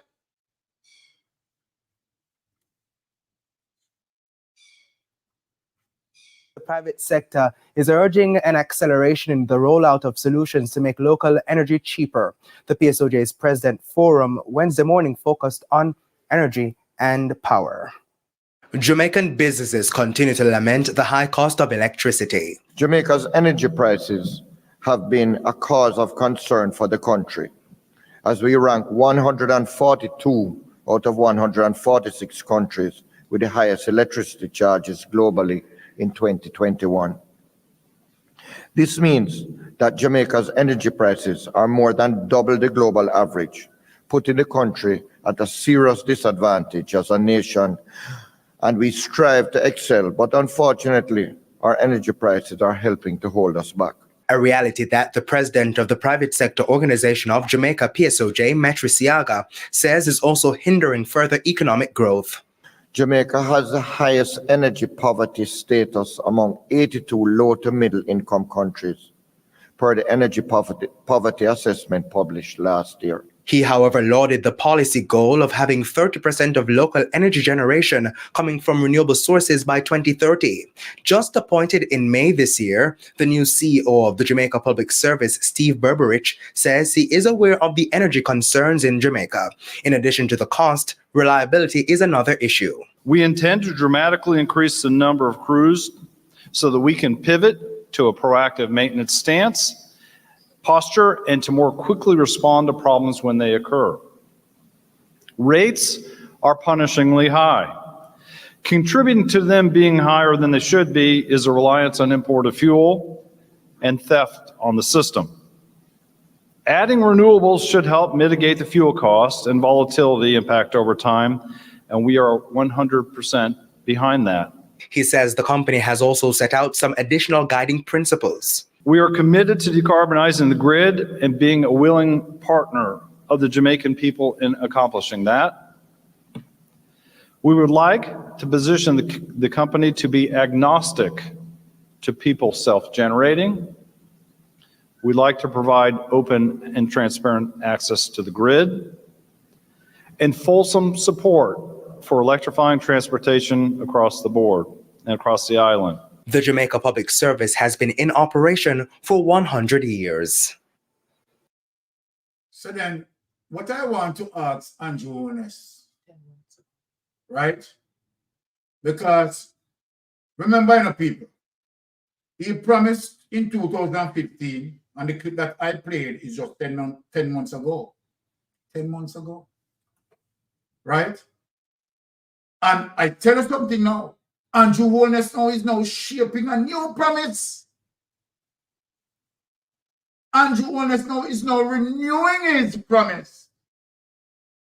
Is now telling the people again the very same promise that he made in 2015. Yes, Andrew Holness coming back again to say that he's going to bring in, right, other companies to give now JPS competition. Andrew Holness is now saying that again, right? No, not only that. The length of trickery don't stop there. The length of trickery also executed in Parliament, right? Now, imagine how long the people are talking about Tribridge, right? And we have seen how we step out and claim that, okay, money budgeted for Tribridge. People, money budgeted for Tribridge. And of course, they act as if, okay, they are moving towards fixing Tribridge, and all of a sudden a tractor got turned over, right? And so now, cause to say now the process delay. But let me tell this people, let me say this to you people. You're not going to see that Tribridge fix. You're not going to see that Tribridge fix. Right? And so then all the trickery, right, from in Parliament passing budget and so forth and so forth and so forth, right, you're not going to see that Tribridge fix anytime soon. It's not going to happen, right? No, so look, let me just give the people a reminder. Let me just give the people a reminder. Remember, I spoke this, and when they came out and they said they have budget, they have budgeted for it and so forth and so forth. I came out, and I said, Andrew, right? Remember, they said the following week will be progress. right? We'll be progressing on the tri-bridge. But now, you understand, they go there and the tractor turn over, and all of a sudden, you understand, it starts to put back on the back burner. Peer promising, you understand, political strategies, right? And nothing, empty shell government. Empty shell government. Now, let us remind the people. Go back to the Jamaica Loop News. Work to rebuild tri-bridge. Let us remind the people, right? But as I said to the people in Troy, right, they're not going to get that bridge. This is how conniving, trickster these people are, right? Promising after promising, because we are now in the eve of a general election, right? Here it is. And look who is there. Look who is there. This man tell you that you should not trust the word of a politician. You know, remember that? Robert Morgan here said, don't trust the word of a politician. So then you could listen to the word of a politician. This is the word of a politician now. Work to rebuild tri-bridge to begin next week. Don't go and show people the evidence, you know. And this is July 18, 2024. And today is what? March 9th. Today is March 9th. August 9th. Right? Just imagine, you know. July 18, 2024. See that? Work to rebuild tri-bridge to begin next week. And this is August what? 9th. August 9th. Following pleas from residents since the tri-bridge collapse nearly 3 years ago, the National Work Agency has said work is slated to begin on the bridge rebuilding next week. In a statement on Thursday, the NWA said the bridge, which links the several Trelawney, Manchester, and St. Elizabeth communities, collapsed in August 2021 during the passage of the tropical storm Grace. Take it away. I'm going to show the people, you understand, what they said as it relates to, you understand, the bridge that's supposed to begin next week. Now, let us play this. We're going to show them up, you know. We're going to show them up, you know, because, remember, we are in an election eve, and you're going to have promises are roll out. You understand? Now, the Prime Minister, you're going, no, let us just get off this tri-bridge first, because we're going to show more things here. No. Let us try residents renew. Here is try residents renew appeal for bridge right to fix. 3 weeks ago. Now, residents in Troy Trelawney are back at square one as the makeshift bridge connecting several communities was damaged during the passage of Hurricane Beryl. The residents are renewing calls for a proper structure. Details in this report. Me say I have to sell the cow when me have. One cow me come back from prison, me take a prisoner record money where they give me for travel, for lunch money and bus fare, and make you up and come here and I buy one cow and I raise it and things like that. It happened that's the bridge like pop and pop down. Pain in every language. That's how this farmer feels after selling his only cow that was on the other side of the collapsed Troy Bridge as he was unable to get to it. It's been over 3 years and the bridge is still in a state of disrepair. And the farmer told TVJ News he's had enough as he has had to sacrifice his livelihood. And every day I promise, oh God, man, people drown here, you know, before a bridge. And then after a bridge, people want to hang up and drown. Because me have to take man off a rope, it's a ball fiend life. And wish me I run risk with my life to help him, you know. The guy named Funny Man from Courage Park. Me have to run risk with life to help him kind of on the rope about say, oh God, you're not going to make me dead now. The temporary structure, which was built by the residents, is no more since Hurricane Beryl. Our news team saw representatives from the National Works Agency assessing the damage to the original structure. However, Sylvester Powell, a resident, says he takes no comfort in seeing them. For a long time, I know the well, a good while, I run nearly for 3 years now. It happened. I promise. This week, next week, next year, the other year, nothing. Since the hurricane, the residents have put up another makeshift structure. It's not as sturdy as the last, but for now, it will have to do. They continue to risk it all in order to make a living. Kevin Robinson says he made the temporary structure using debris brought down by burial. He says during the hurricane, We fret about it because we are saying every bridge, if we fall, you know, one thing we are going to wash your hands in. And it's a girl that say, lucky. Water surround the place. Water surround the place. So we want a bridge for real, man.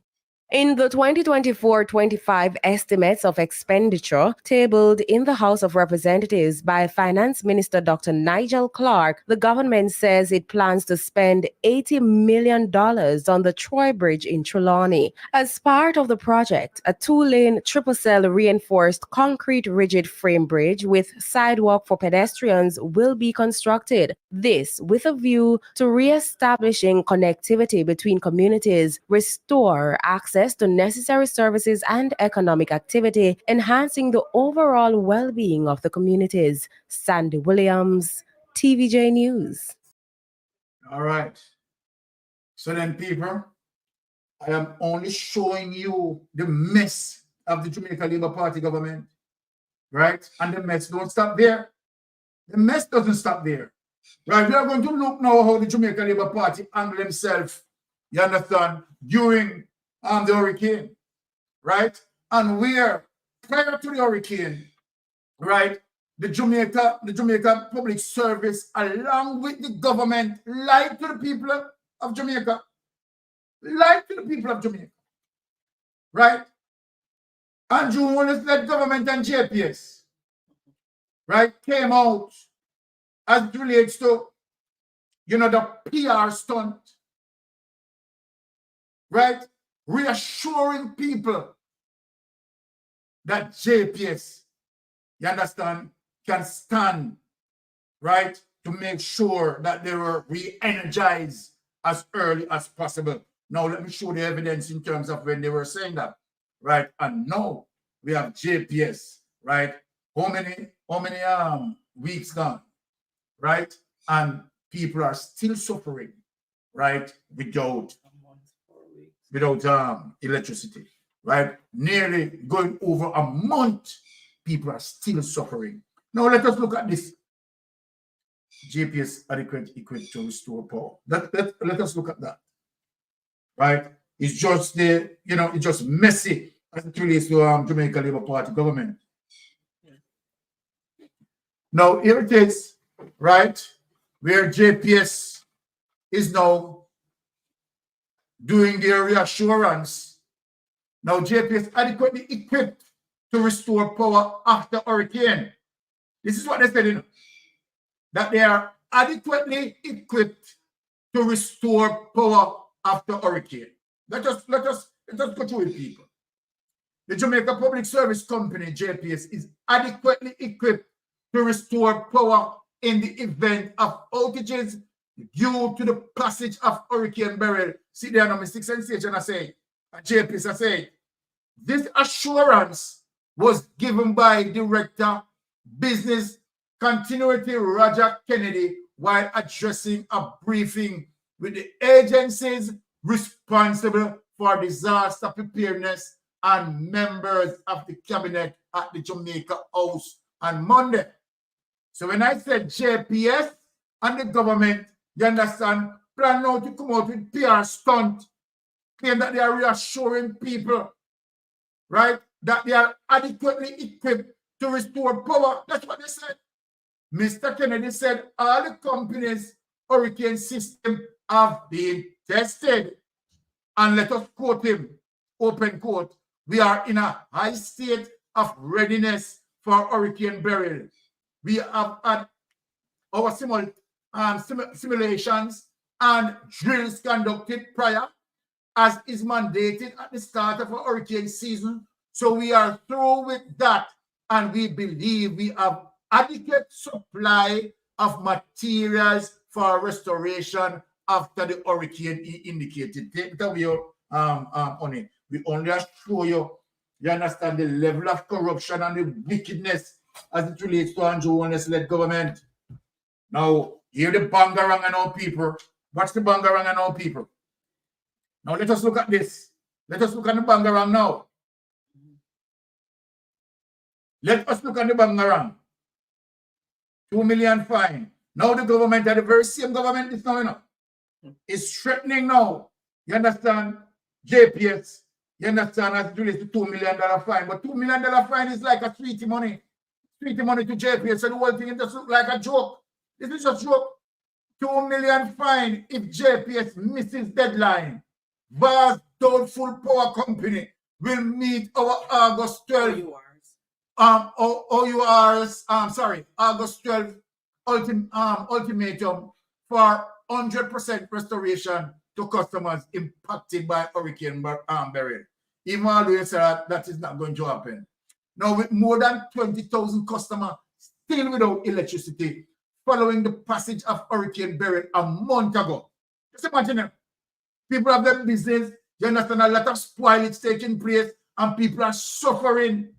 The Jamaica Public Service is facing $2 million fine, like $2 million nothing to JPS. That is just sweetie money for me then continue with them arms house. You understand? And then now they are going to tax customers and take back that. So this is a joke for the government of the yesterday. You understand? The government making look like now they are doing something. They are imposing $2 million fine. $2 million fine is what? To JPS. $2 million fine is like a $10, $20 to any ordinary people in Jamaica. This is foolishness. About $2 million fine. They should suffer roughly about $2 billion or $3 billion in fining. You understand? So this is how careless and careless the government is. Make it look like say they are doing something, right? Is this punishment for JPS? The Jamaica Public Service is facing $2 million fine. What is that? What is that, Andrew Honest? What is that? Right? Fine. If it fails to meet the 100% restoration target set by August 12. And of course, they are going to fail. Of course, they are going to fail. This is foolishness.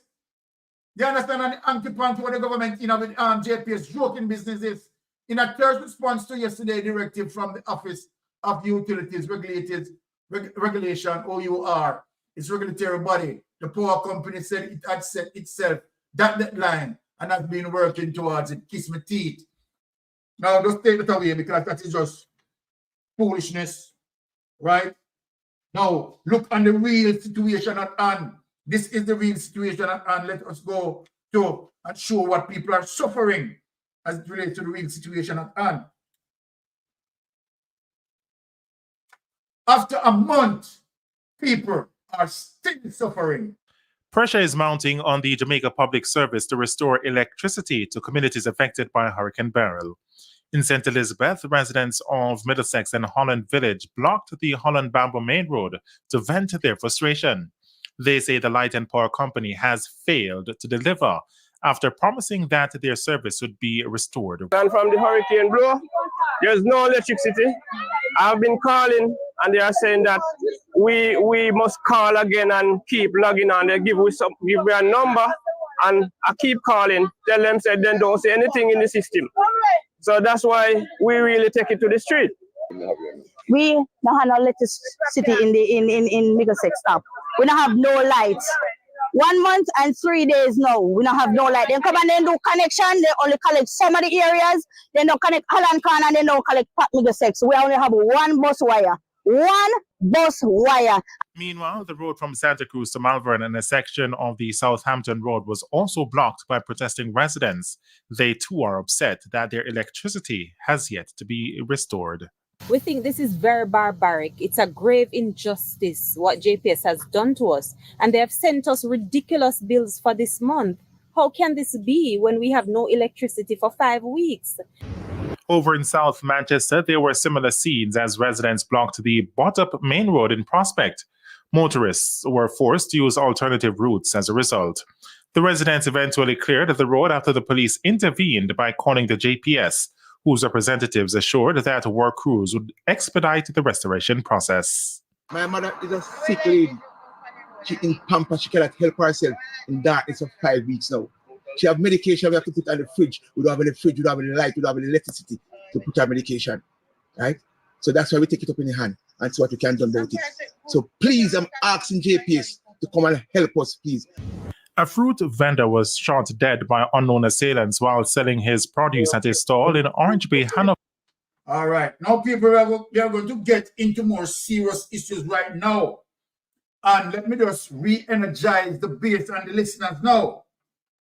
Now, people, let me show you, when we're talking about Andrew Holness in a real serious, also Juliet Holness in a real serious because things are coming up to the bump. Now, people, I'm going to play a clip, a regular clip, which what I know several of you remember, right? Because the facts of the matter, we are going to get into some deeper investigation and some audits are going to be coming out, right? So then people are going to be in a bind. Now, let us remind the people about this, right? So without any delay, yes, that's it. Let us play that and remind the people about this.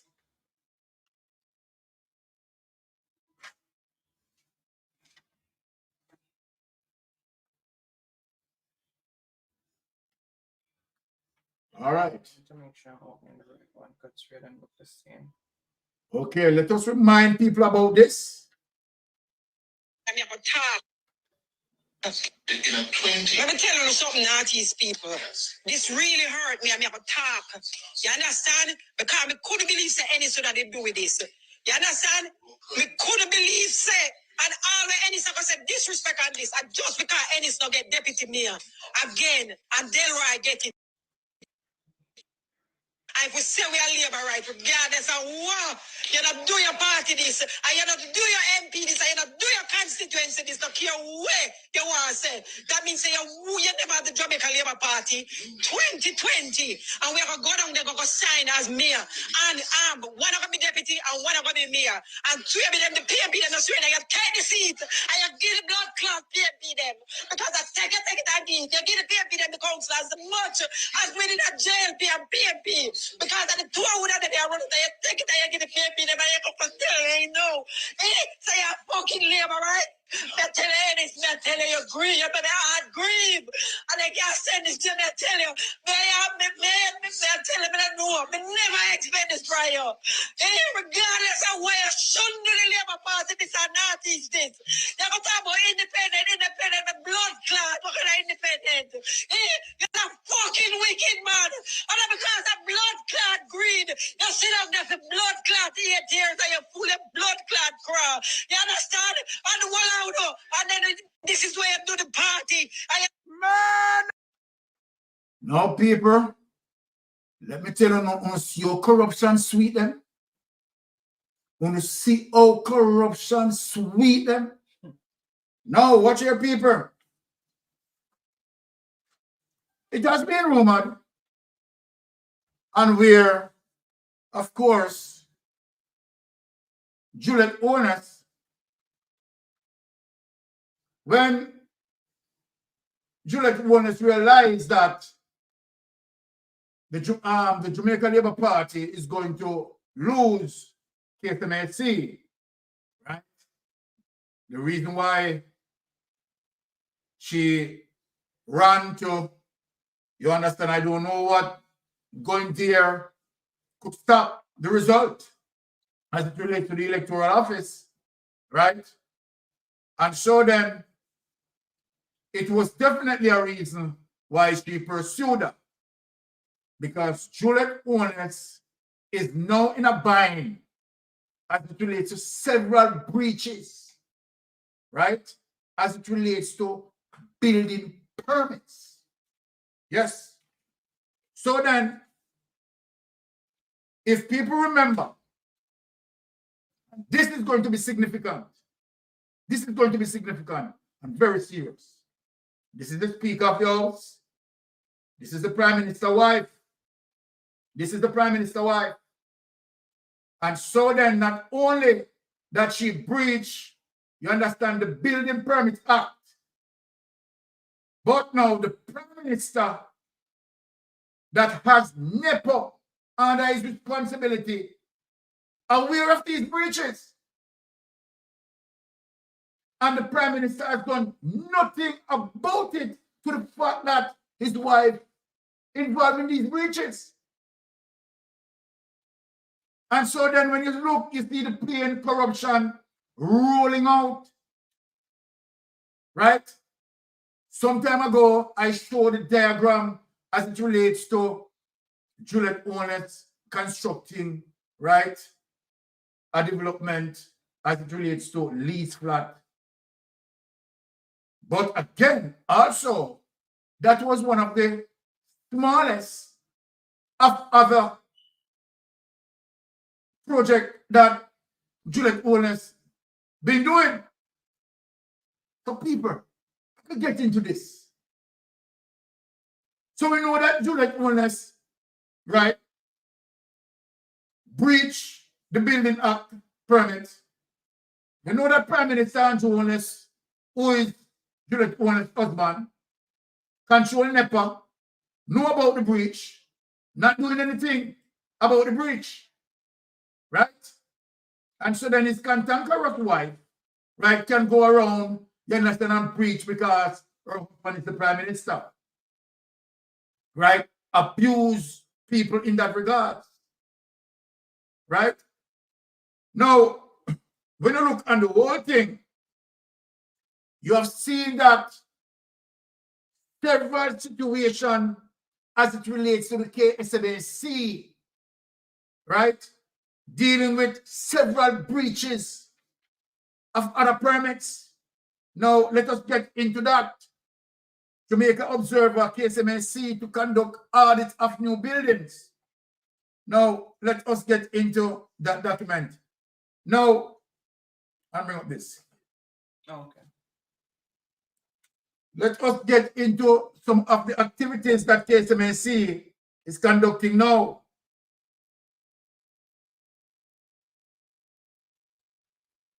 Now, here it is, people. Now, this is January 27, 2024. This is prior to the local government election, which is February 26. Right? Now, KSMAC to conduct audit of new Building Act to ensure it conforms to legislative requirements, according to Mayor Williams. Now, Kingston Jamaica, the Chief Executive Officer and the Chief Engineering Officer of the Kingston and St. Andrew Municipal Corporation have been mandated to conduct an audit of the new Building Act to ensure that the corporation's internal processes are in line with the legislative requirements. The pending audit is a part of measures being implemented by the KSMAC in the wake of damning Integrity Commission IC report, which listed failures, here people, failures on the part of its building inspectors during the construction of residential buildings at 11 Claremont Drive, Kingston 6, which we know about that, and the DPP let go this man by the president of the state-run National Water Commission, Mark Barnett, and his wife. Barnett was sent on administrative leave in October last year after the IC report was made public. So we are not going to dig through in that situation. Now, in that case, we have seen how NEPA itself, right, delay that process, right, for that person not to be charged, and where the DPP, they're showing you the corruption people, right? The DPP is admitting that yes, indeed, right, the corruption was had taken place, but use statute of limitation, you understand, to throw out the case, because, and then, you know, skillfully and psychologically making reference to NEPA, but again, NEPA controlled by the Prime Minister, you understand, who is corrupted, and delay the process, you understand, giving the DPP the time. Now we have seen the situation where this government is doing everything to keep this DPP in power so that, right, the corruption can be preserved, the status quo can be protected. Now, when we look at the level of corruption that is taking place, people, I want to say to you before I hand over to Wifey, right? We can't allow Andrew Holness to come and make more promises. We have shown the clip from 2015 in terms of all the promises that Andrew Holness made, right? None, not one people being delivered. Not one being delivered. No, Andrew Holness is now renewing his engine. You understand? His package of lies again, repackaging them, right? To come now and promise, because now we are now in the election eve, going into the election eve. Now, but let me warn again. Remember, we touch situation as it relates to, right? Where Nigel Clarke, right, and those shell companies, and not only Nigel Clarke alone, with those shell companies, you have other members of parliament using these companies, you understand, and where these companies now becomes a laundering machine, you understand, for illicit money, illicit enrichment money, you understand, drugs money, right, all sort of money being channeling through these non-profit entity, right? We have seen and we show a bar graph, you understand, as it relates to the investigation that highlighting, right, as it relates to when it near to Nigel Clarke campaign and where that funding spiked, right? And in 2020 again, as it relates to the general election, again, where that funding spiked again. And then the question, who are these persons funding Nigel Clarke campaign? Because that's what it boils down to. Who are these persons putting this money into Nigel Clarke non-profit organization? Who are these people that putting money in all of them non-profit organization that need to be investigated? And Nigel Clarke again, right, is not giving us clarity as it relates to those issues, not being transparent with the Jamaican public, right, not being transparent with the electorate. But I am warning, right, that regardless of any drugs money, right, but I want to funnel through these non-profit organizations, people, please understand. You understand? We know what Andrew Holness is about. We know what Andrew Holness is about. People, you understand the type of inflation that you are facing, right? $1.7 trillion missing. And if we look, people, just imagine what 1.7 trillion could have done. 1.7 trillion, right? A portion of that could have fixed the tri-bridge. Right? A portion of that could have fixed the tri-bridge. You have seen where this government, you understand, claim that they spend the most as it relates to national security. But where the money? Where the money gone? Where the money gone? And when you compare them, you understand, as it relates to how the previous government dealt with crime, right? They use less money, you understand, and get better result than them who using much more and getting lesser result. So at the end of the day, people, right, we have the statistics to show, right? We have all the information to show, right, to provide you so that you can make an informed decision when the time comes in terms of general election. People, please take note of these information that we are providing, right? These factual information that we are providing, we are giving you the source. And when the Prime Minister is going out in attacking us on social media, all of what I am showing came from mainstream media. It is not anything that Mystic Sensation is speaking and yet we are not showing the facts. Unlike them, you understand, other social media bloggers who claim that they are representing JLP, they come out and they talk, and you don't see where it is coming from, right? We are showing the facts. So without any delay, right, I am going to hand over to Wifey as it relates to Jeopardy. All right. So we want to say a big thanks for people to pass through, right? And may I, anyone who want to call in like for 5 minutes, right? Anything, anyone have anything to say, right? The lines are open, right? So anyone who want to call in, so we can just have a dialogue before I hand over to Wifey. All right, so that's the end of my program, right, for tonight. I want to say big thanks for you passing through, listening to Mystic Sensation as usual, right? Anyone calling in? No? All right. So I guess, right, we are all satisfied with the information and everything is okay. All right. Okay. Yes, I get a wonderful caller calling in here. All right. Yes, thank you, caller. You're on Mystic Sensation Live. Go ahead. Good night. Oh, Sister P, what's up? The TV mashups on that's before me have. Ah. So me have how much money for that. All right. Anyway, but two me not TV, I know I don't see phone.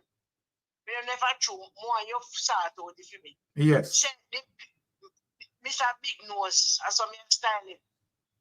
Mm-hmm. I'll tell you, it's a lynch. Yeah, use the right word. Say those the people way more sorry for the 400,000 or whatever. I think I'll get needs. Yeah, man. Me not keep on a good source, so me no want say but it's a ledge. No, man, so, but who are gonna sign up for the grant and the end? I go sign up for needs. Well, I can tell you, Sister P, that's no allegation, right? That's what he said. That's no allegation. That's a fact. I am telling you that's a fact. Well, I can tell the Jamaican people say, God is alive. And if you put your faith and your trust in Him, He will deliver. It won't take time. 7,000 years inside is like an evening gone. Exactly. Who want licky? Needs a film business. My house stop gone, me lose my hand them. And me no want no needs. Me not take no needs, so me no want help. But it's not his help. It's money that God was is alive. donated. It's not his money. Oh, well. And Right? think It's not his money. exactly, Sister P. We send money, but he might use it to go buy me out. And when needs come now, we have to. You must be mad. You keep your money. That is the wickedness. That is the wickedness of a dictator. You understand? It's not his money, but he want to use needs. He want to use that as a pretext. You understand? For people to register in needs. Something that the courts. You understand? Something that the court shut down. It is unconstitutional. I want to see what Venezuela. Okay. And I want to see what I get. British Virgin Island, 11 years. He might get 33. Well. Right? I want to see what we are going around the world. When believe say Jamaica exempt? Exactly. Exactly, Sister P. When can I tell you something? Me here step back to get that intensive care. Well, you know. Justice Parks. Well, people say take sickness cost people. Mm-hmm. Me not take sickness cost them. But the reason why I reach up there, your mind control your body. Yes. Because no eat him now, he put food kind of money where it costs.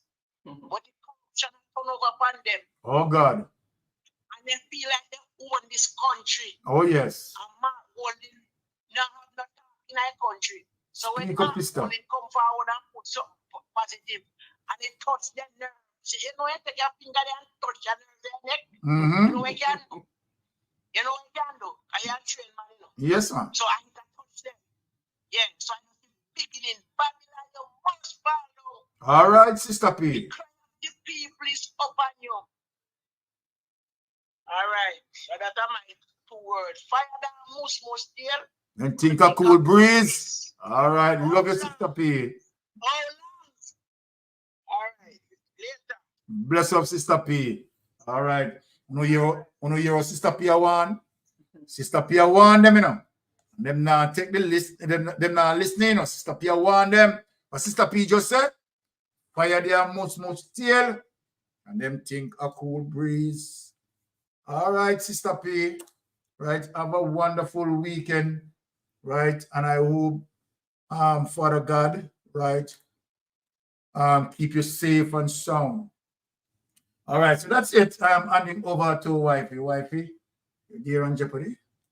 Okay, guys. So thank you so much for your input in the discussion. Really appreciate everyone who participated. So we're going through a bit, trying to be a bit early and going through tonight because I'm going to work as soon as I finish with the live here. So let me just go straight into Jeopardy.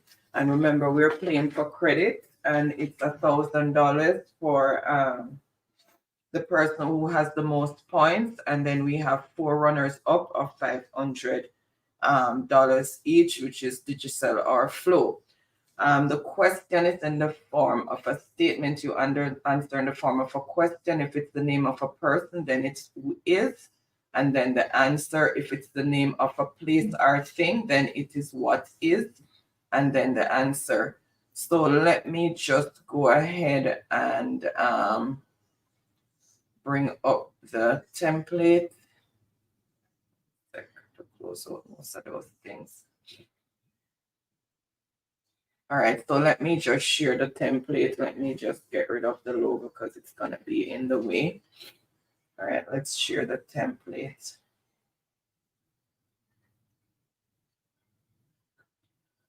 All right, so tonight's categories are Jamaican places and landmarks, and then Jamaican slang, Jamaican food, Jamaican general knowledge, and the Bible quiz. So to start, as usual, someone throw out a category, and whichever one I see first, that's what we're going to start with.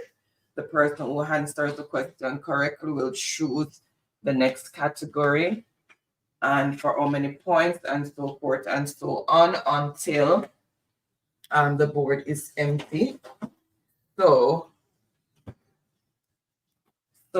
somebody throw out a category so we can start. And again, thank you guys so much for your continued support and endorsement. Really appreciate it. And we continue to educate and inform so that we can make meaningful decisions at the right time, so that we can bring our country forward and leave positive legacy and a good country for our future generation. What it's all about.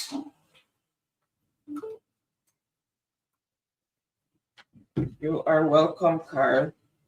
Okay, guys, let's go throughout a category and for how many points, because time is running out.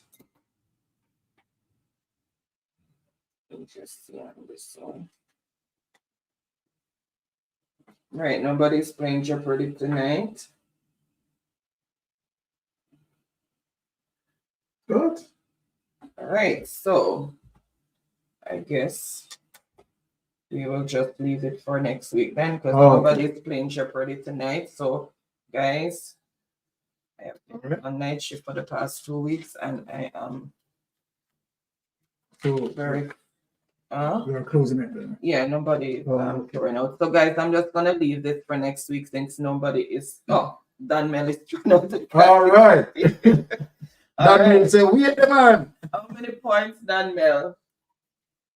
For 300. All right, let's go. Jamaican places and landmarks. That's for 300.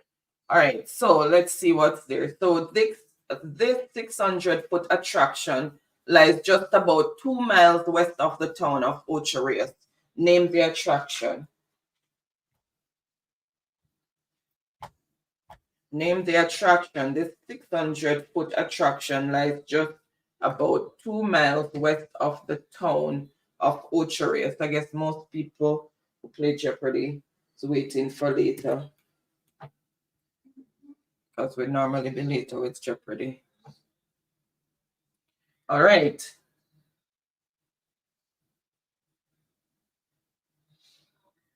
Oh, it's a tourist attraction. Sorry, Donmel. It's a tourist attraction. Name the tourist attraction. And welcome to all those who are recently joining the live stream. Happy Friday. Thank you so much for tuning in. So name the attraction that lies 600 feet just above 2 miles west of the town of Ocho.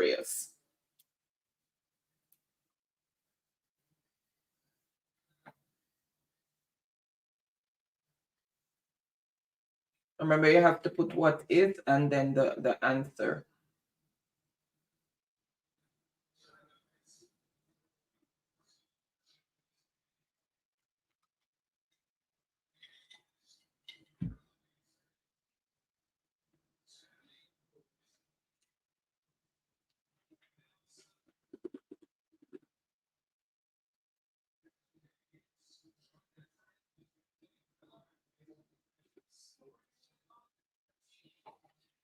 All right, I see the answer that I'm looking for, so no delays.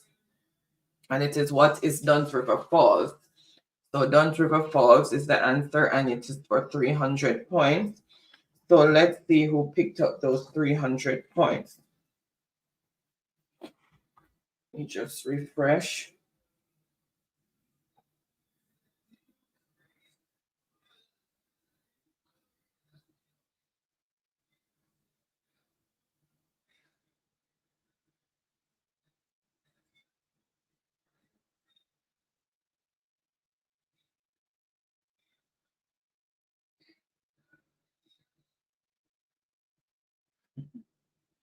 All right, so first on the board with the correct response is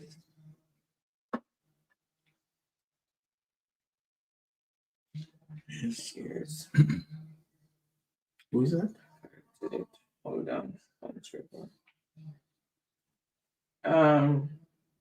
Brittany, she has Dune River. I think a mistake she corrected it. Okay, so first on the board with the correct response is Brittany, because she had Dunn's River Falls, but I guess there was sometime the keyboard changes her answer. Much so I price? put Dune River, but she did go back and correct it. Much contributed. 300? 300 points. Then Florence, what didn't put what is Rave. Yeah, she corrected that. Dunmel. Florence did go back and put what is. Welcome, welcome, Delroy. Happy Saturday over there in the UK. All right, so choose the next category, Brittany, and for how many points?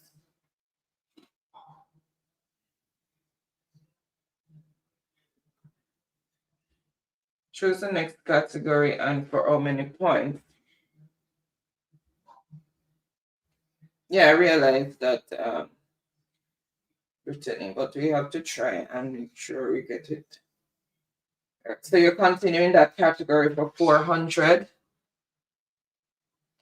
This very popular attraction was the home of the White Witch, Annie Palmer. Named the attraction. This very, very popular attraction was the home of the White Witch, Annie Palmer. Name the attraction.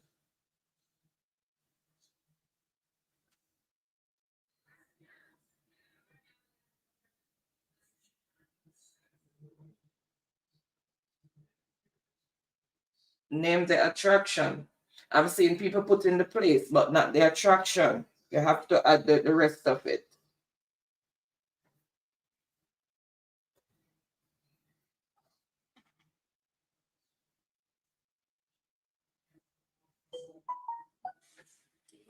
It's this one. Keep taking up the volume.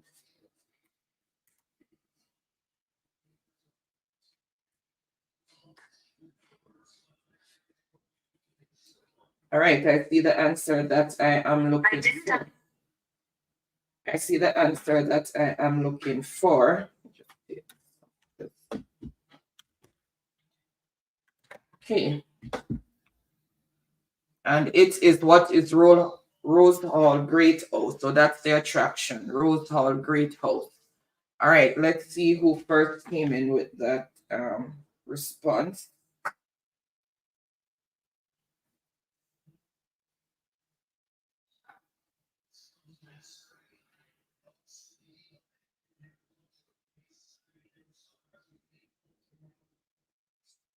Florence for Florence for 400 points.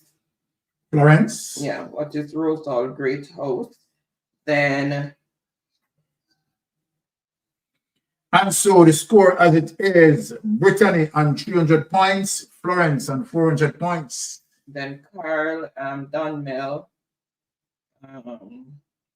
So okay, Brittany Markland. Okay, choose the next category and for how many points? What did I say? Florence.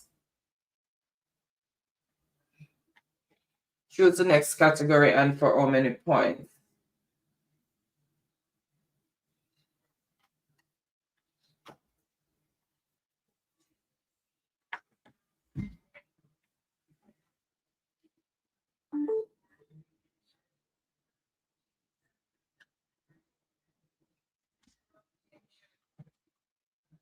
Okay, Jamaican food for 300. You can put JF for short, because it's a lot to type out.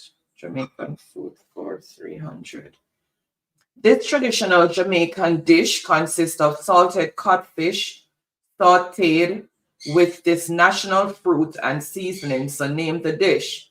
This traditional Jamaican dish consists of salted codfish sauteed with this national fruit, and seasoning.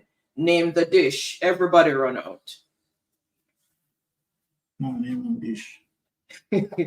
Everybody run out.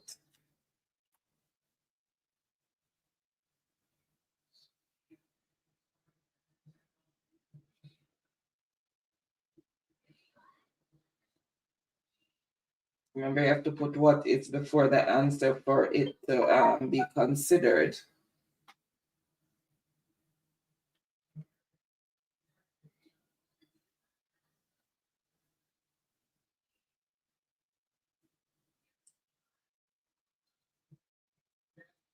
All right, I see the answer that I'm looking for, and it is what is ackee and saltfish, and that is for 300 points. So let's see who first came in with those 300 points. Mixing, welcome. Say yo. All right, Mixing there. Happy Friday. All right, so first on the board with the correct response is Dunmel. Then Florence, and that is for 300 points. Dunmel. Then Florence. How many points for Dunmel? 300. Then Doris, but didn't put what is Carl. Most people put ackee and saltfish, so a lot of persons got it correct. Some people didn't put the what is. Okay, so landmark and places for 500. It is said its significance lies in the fact that George Tybell, who built it, was the first Black millionaire in Jamaica. His mother was a housekeeper. Name the building. It is said its significance lies in the fact that George Tybell, who built it, was the first Black millionaire in Jamaica. Name the building, and it's an attraction. Name the building.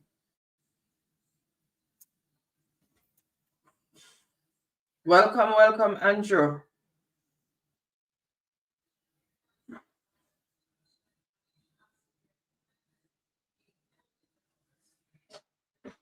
All right, and I see the answer that I done this. Something about this thing, so. All right. And the answer is what is Devon House? So Devon House is the answer. So let's see who picked up those points, and that is for 500 points.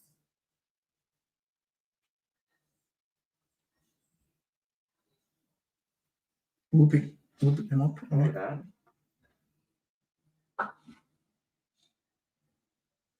Andrew. Andrew? Yeah. Then Donmel, Dina, Reggae Girl. How much points to Andrew? 500. What?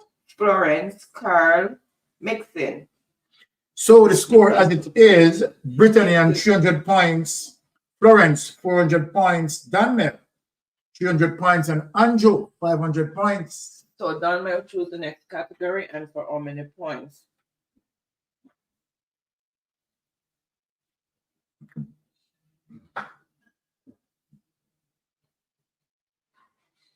Hold on, answer and my answer always right, and I could win. It's the answer that appears first, Reggae Girl. A lot of persons, most persons' answer is correct, but it's the one that comes up first that gets the point. So you have to refresh the screen to see once you put the answer in, you're gonna see your answer first. But if you refresh your screen, then you'll see the order in which it came. And as you said, my phone might be delayed. Okay. But you have to have a good sturdy internet feed and Olympic fingers for fast typing. All right, so JM for 200.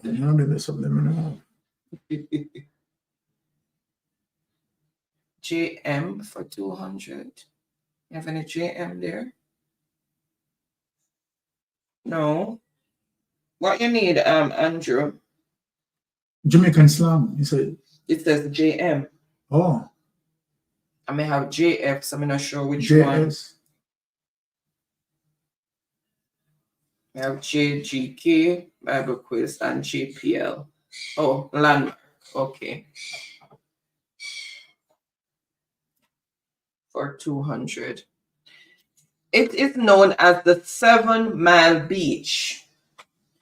It is known as the 7 Mile Beach. Name the place. It is known as the 7 Mile Beach.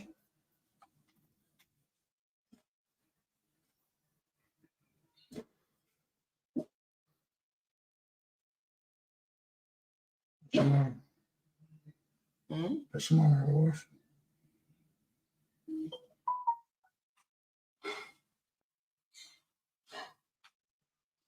I don't see it really loaded. I just do it. Just because it don't have this phone coming through.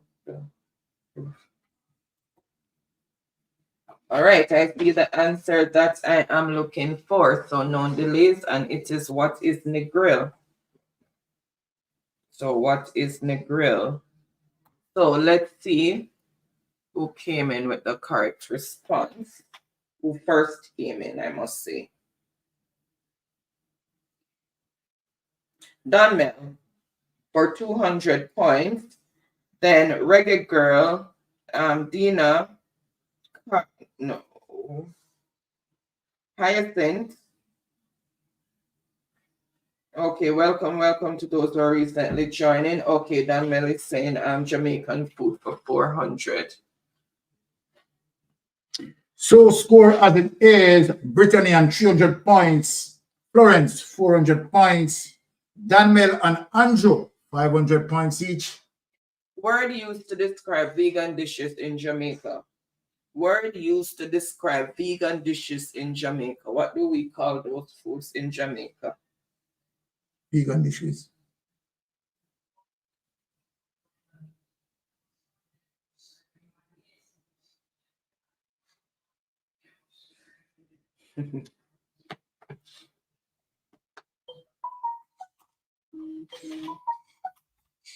Keep going back. Let me see.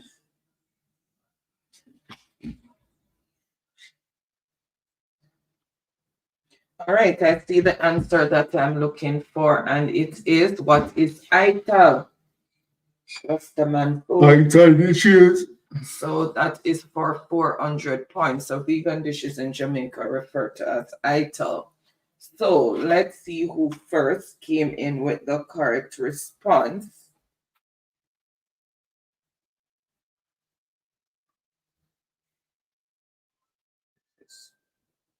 Donmel. Donmel. Mm-hmm. How much for that? 400. What? Donmel. Then mixed in Brittany, Hyacinth, Don. Okay. Why did he write it again? So.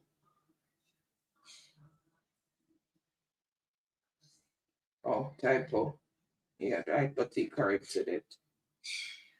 Mixed in Hyacinth, Alisa. Sorry, that's how the answers came in. So food for 500.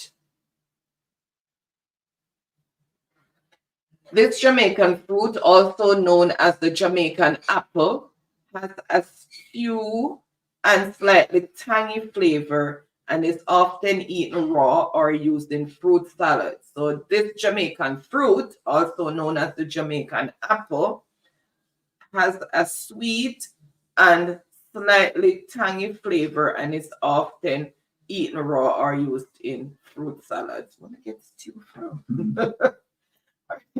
Name the apple.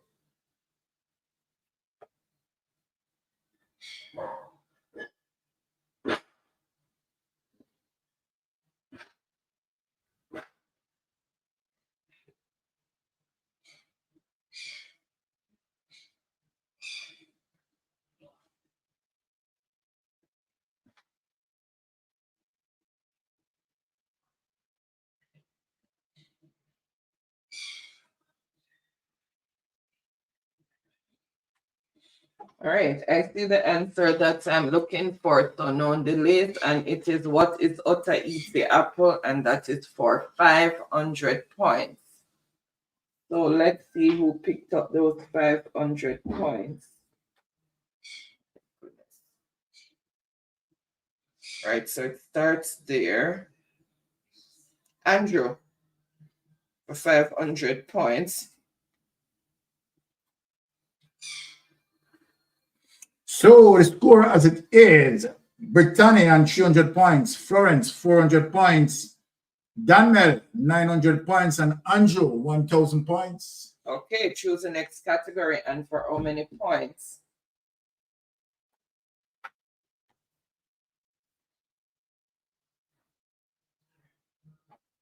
Choose the next category and for how many points? All right, Jamaican food for 200. This traditional Jamaican dessert made from grated coconut, sugar, and spices is often shaped into small cones or balls and enjoyed during special occasions and on holidays. Name the condiment. And it's a double score answer. Double score answer. So this traditional Jamaican dessert made from grated coconut, sugar, and spices is often shaped into small cones or balls and enjoyed during special occasions and holidays.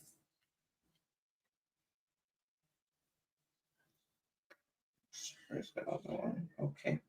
And so you're going to get 200 points added to your score, and then your overall score is going to be doubled for the person who gets that correct.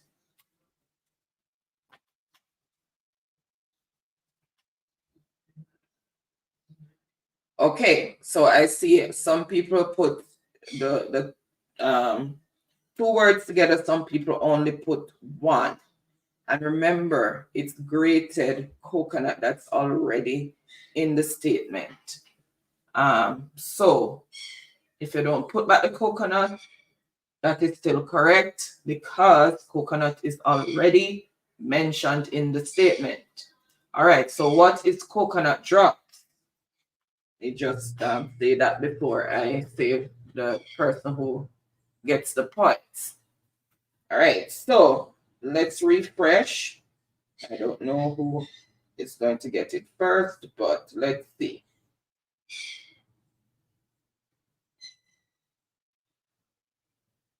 So first on the board with the correct response is Hyacinth. What is drop? She's allowed to do that because coconut is already mentioned in the statement. All right, then Reggae Girl. And how much for Hyacinth? So 200 points added and then double her score. Wow. Oh, she's coconut cake. Alisa.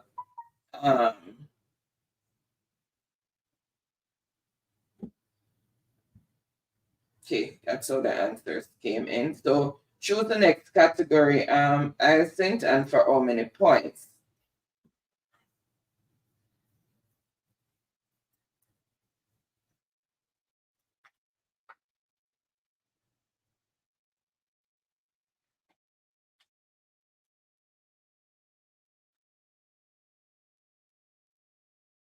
Yeah. Yeah, Andrew, I know. So Hyacinth is saying Jamaican food for 100. So just completing that. Name of the Jamaican fruit often used to make beverages and desserts known for its creamy texture and sweet flavor. Name of the Jamaican fruit often used to make beverages and desserts known for its creamy texture and sweet flavor. And we especially love to use it on a Sunday with the Sunday dinner. What? Give you a clue, narrow it down. What? So Jamaican fruit often used to make beverages and desserts known for its creamy texture and sweet flavor. Creamy, remember it's a creamy texture. All right, and I see the answer that I am looking for.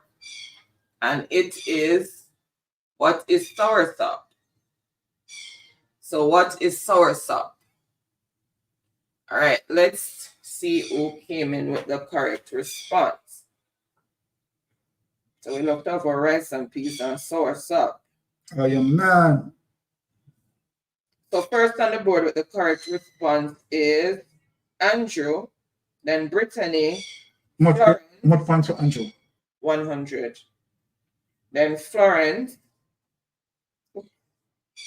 Carl, but the keyboard messed him up there. All right, so choose the next category and for how many points, Andrew?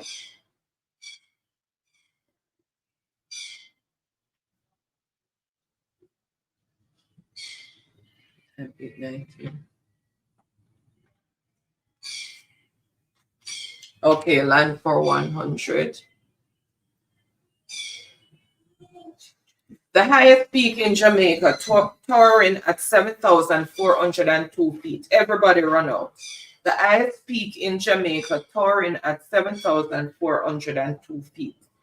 Everybody run out on that one.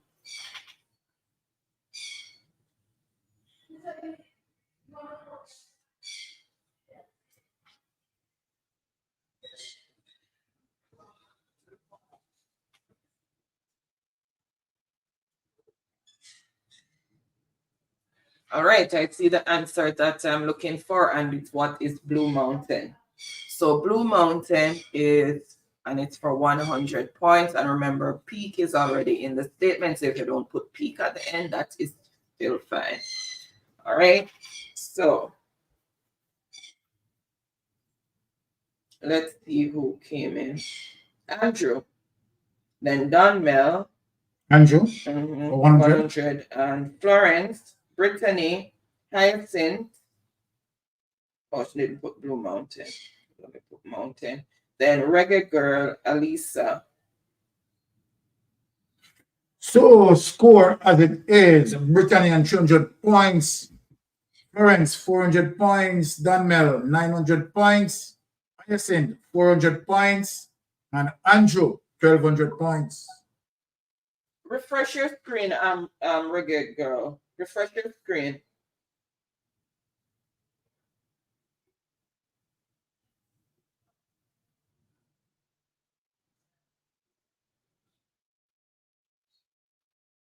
Just refresh your screen and you'll see the order. Andrew said slang for 300.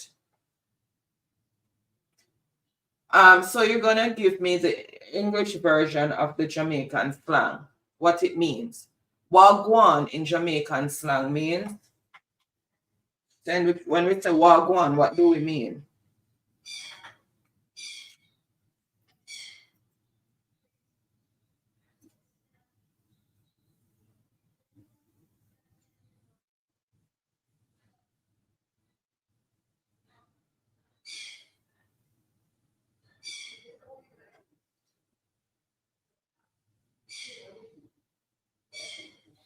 All right, and I see the answer that I am looking for, and it can be any of these. Whichever one I see first will be the correct response. What's going on, or what's up, or what's happening? All right, and that is for 300 points. Oops, I have to close everything out. All right, so Andrew for 300 points. What is going on? Then Donmel, what's happening? What's happening? What's happening? What's going on? What's up? What you doing? All right, let me go back up and look at that. And look at that reggae girl. All right, come out of the chat. Click the X on the side of the live chat, and then go back into the chat, and then you'll see the order. So Andrew had landmark, which he chose, and then under the landmark he has what is Blue Mountain, then Donmel, then Florence, then Brittany, then Hyacinth, then you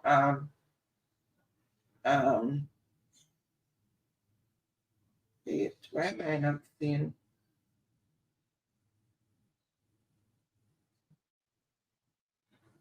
Andrew came in after you, but I am not. Is anybody? Hold on, let me go back up more. Okay, it's all the way up here. Okay, so land 100, then Andrew, what is Blue Mountain? Then Donmel, what is Blue Mountain Peak? Then it's gone down to slam.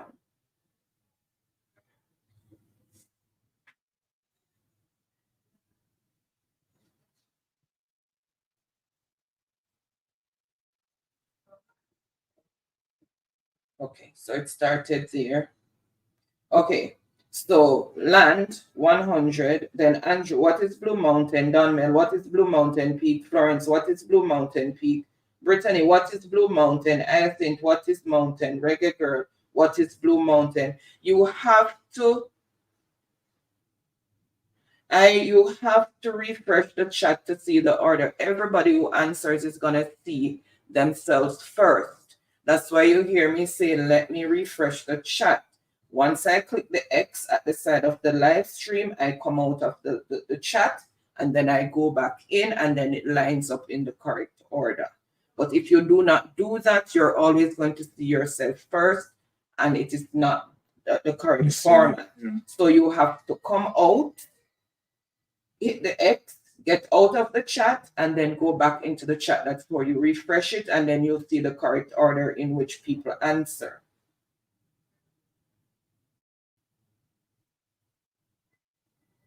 Yeah, you have to refresh. I'm sorry that you didn't understand it that way, but everybody once they put their answer in is seeing themselves first, but when you refresh the chat, that's when you see the correct order in which the responses came in.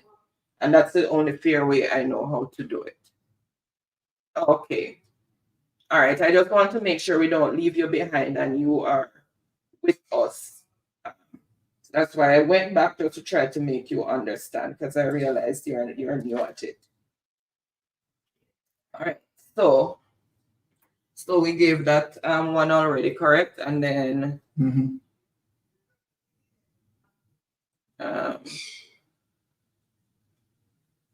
okay, so now we are we at choosing a category? Okay, so JS for 500. So Jamaican slang for 500. Jamaican slang for a child or young person. Everybody run out. So Jamaican slang for a child or young person. Okay, you're welcome. So Jamaican slang for a child or young person.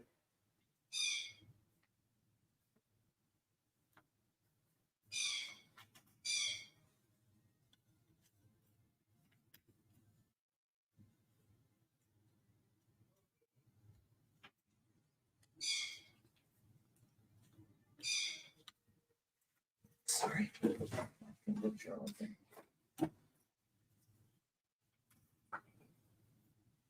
All right, I see the answer that I am looking for. All right, and it is what is picnic. So, Jamaican slang. Picnic if you don't behave yourself. All right, and that is for 500 points. All right, let's refresh and see the order in which the answers came in. All right, so first on the board with the correct response.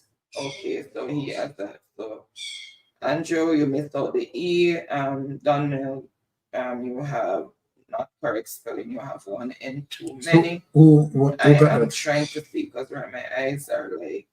All right, so Andrew, he corrected himself. And how many points? And that is for 500 points. Wow. So he messed up and then he came back and redeemed himself in the correction. All right, and that's how the answers came in. Donnell also came in with picnic, but Andrew is asking you to read the score before. All and put right. in the next category in the meanwhile. So the score, Brittany with 300 points, Florence 400 points, Hyacinth 400 points, Daniel 900 points, and Andrew 2,000 points.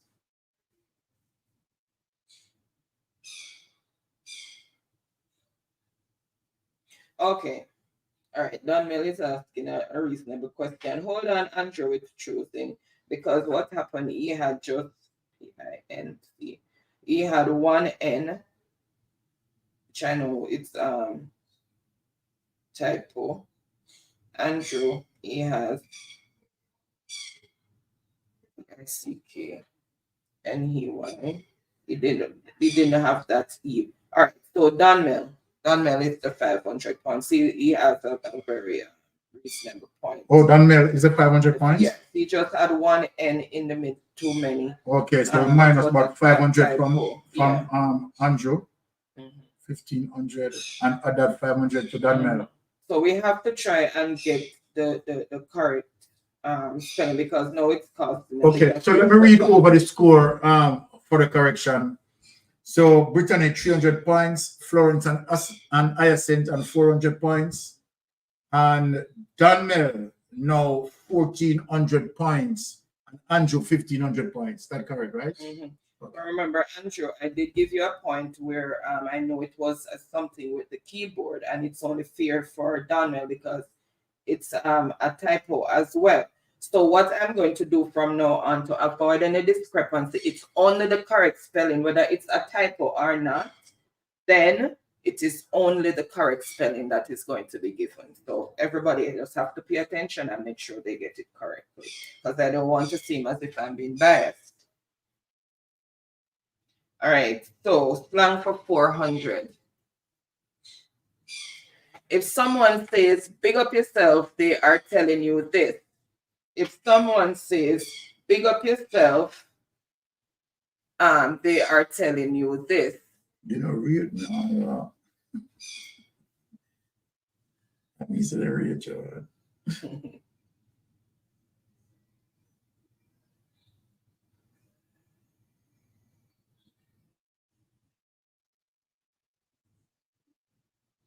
Or was it, or maybe it wasn't you, but somebody else had one that was a typo earlier. Maybe it wasn't you, Angela. Somebody else one that was definitely, everybody could see that it's a typo, but I said, you know, the keyboard, because sometimes I know, because even sometimes I'm typing a note and I put in the what I want, but then the keyboard, by the time I put enter, it changes it.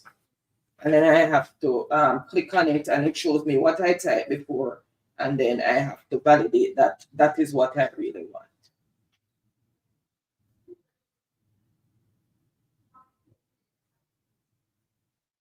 Maybe it wasn't you, Andrew, but I did give it to somebody else before.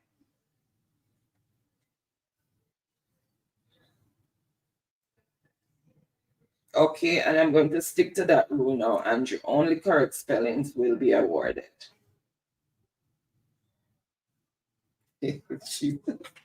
All right. So let's see. Okay. So the answer is, what is to congratulate yourself or give yourself credit? Congratulate yourself or give yourself credit, or to have someone's respect. That part I forgot to put on. Or the other option is to have someone's respect. All right, let's see who first came in with the correct response, or close to that as possible. So it can be congratulate, can be to give yourself credit, or respect.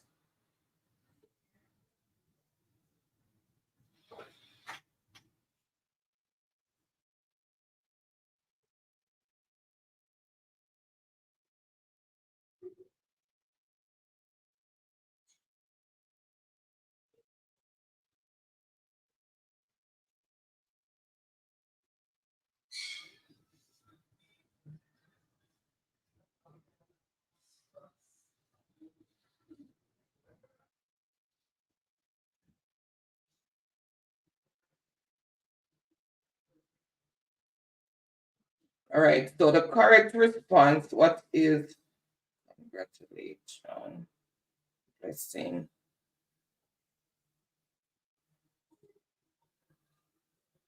I'm sorry about that, Andrew. And I said I must have misspoken when I said it was you, but I did it for somebody earlier, where there was a letter that I know definitely it was a thing with the keyboard. So it may not have been you.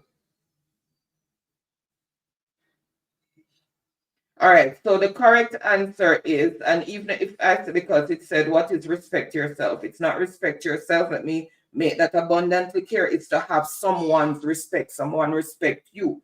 So the answer goes to Donmel. Congrats. What is congratulations? Donmel, and how many points? Congratulate. How many points for Donmel? 400.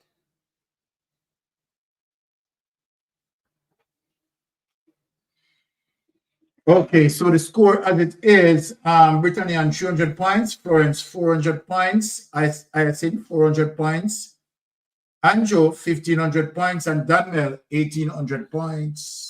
Yes, I think because the one slang can mean a variety of things depending on how people are looking at it, and so that's why I have to give more options so that, and I said whichever one I see first is going to be correct, because it has different meanings. So that's why I put more than one meaning and says whichever one I see, because everybody is going to give their version of what they think it is. So that's why I have to make it a bigger, a broader net, so that we can encompass everybody's meaning. And then the first one that I see is the one that we're going to take. All right, so Donmel says slang for 200. Medea in Jamaican slang meaning. Medea in Jamaican slang meaning.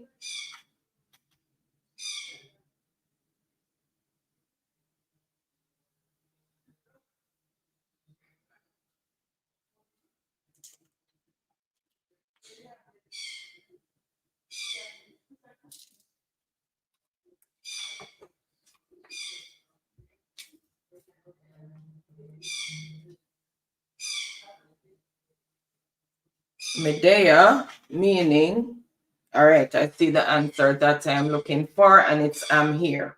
So that one is simple. Everybody will just think I am here because that's exactly what you're saying. All right, and that is for 200 points.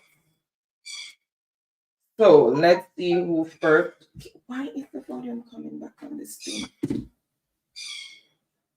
All right, let's see who first came in with the correct response. Okay, 200 points for Andrew. 200 points for Andrew. Then Florence, Dunmel,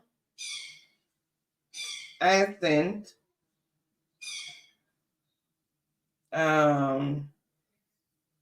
okay, Alisa, you got portion of it. So that's how the answers came in. So choose the next category and for how many points, Andrew?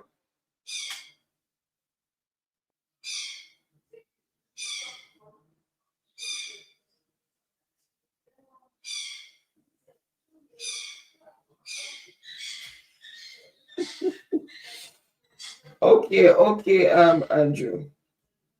All right, JS for 100.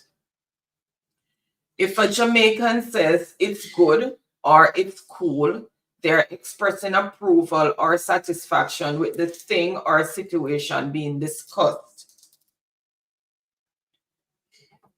If a Jamaican says it's good or it's cool, they are expressing approval or satisfaction with the thing or situation being discussed. Give the one word, umbrella word for that. It's good or it's cool in Jamaican slang. So give that one Jamaican slang word. That means it's good or it's cool.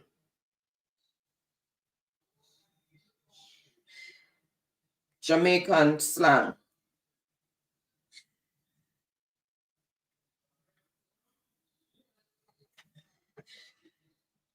Think about how the Rasta would say it. Let me put it that way. Think about how the Rasta would say it when they say it's good or it's cool.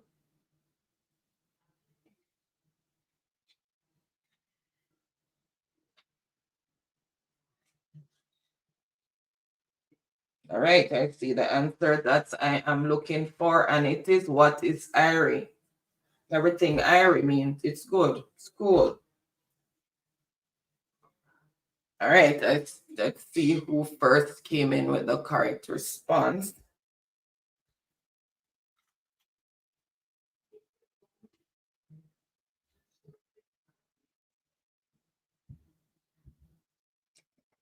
Dunmel. Dunmel for 100 points. Okay, Dunmel choose the next category. Then we had Alisa, Reggae Girl, no, Florence, Ubuntu, that came in with the correct response. Read the score, Baron. So the score as it is, Brittany on 300 points, Florence and Hyacinth 400 points, and Andrew 1,700 points. So far, Dunmel is in the lead with 1,900 points. All right, so general knowledge for 300. Poor Man's Corner is in this parish. Name the parish, and it's a double point answer, so that's 600 points for the correct answer. Poor Man's Corner is located in which parish?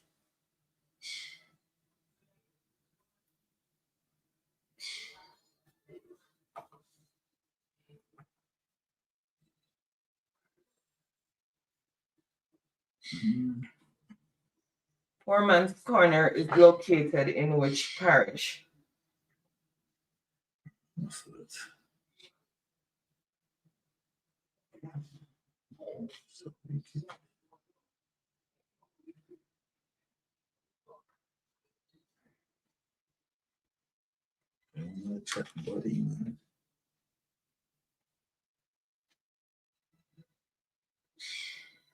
Here, just see.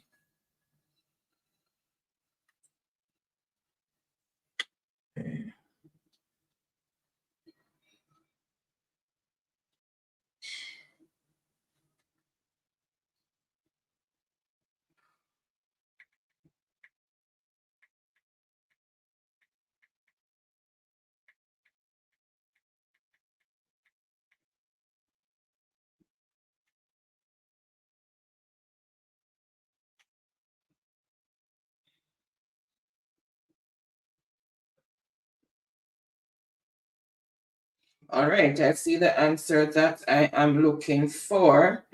Let's. All right. So, first, it is St. Thomas. The Poor Man's Corner is located in the parish of St. Thomas, and that is for 600 points. Let's see who picked up those 600 points.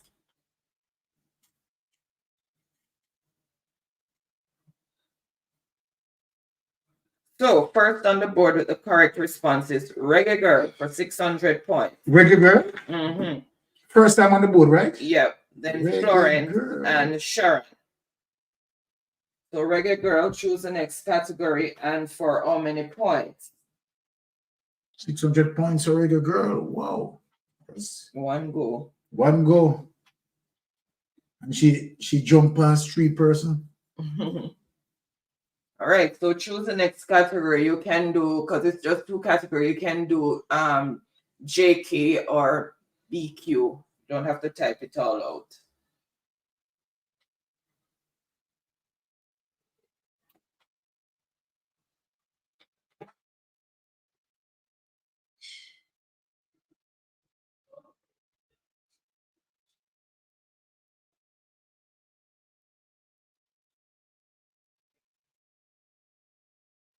Okay, Reggae Girl, choose the next category and for how many points?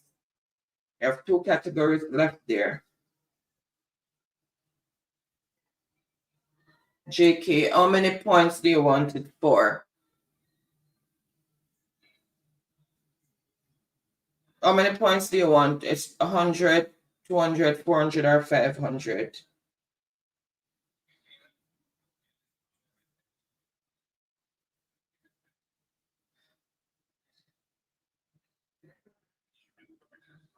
You have to choose the points as well, whether it's 100, 200, or 400, or 500 points. Okay, for 200. What's your name? Not you, Norman Manley Airport is to Kingston, as this airport is to St. James. Norman Manley Airport is to Kingston, as this airport is to St. James. Everybody run out.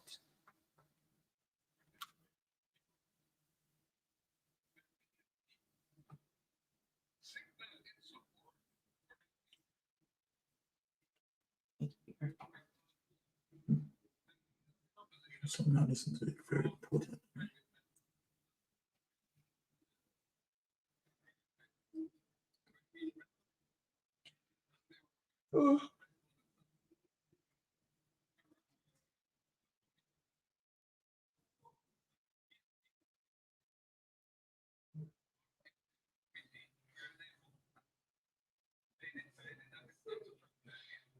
Okay, I realize you're delayed. All right, I see the answer that I am looking for, and it is what is Donald-Stanster. So Donald-Stanster Airport is in Montego Bay, is in St. James, and that is for 200 points. Where is it? Okay. All right, let's see who first came in with the correct response. I don't know what to do with the family member thing again.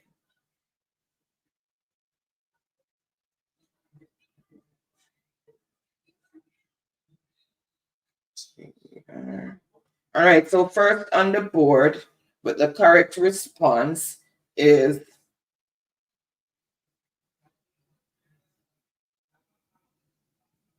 Donald-Stanster.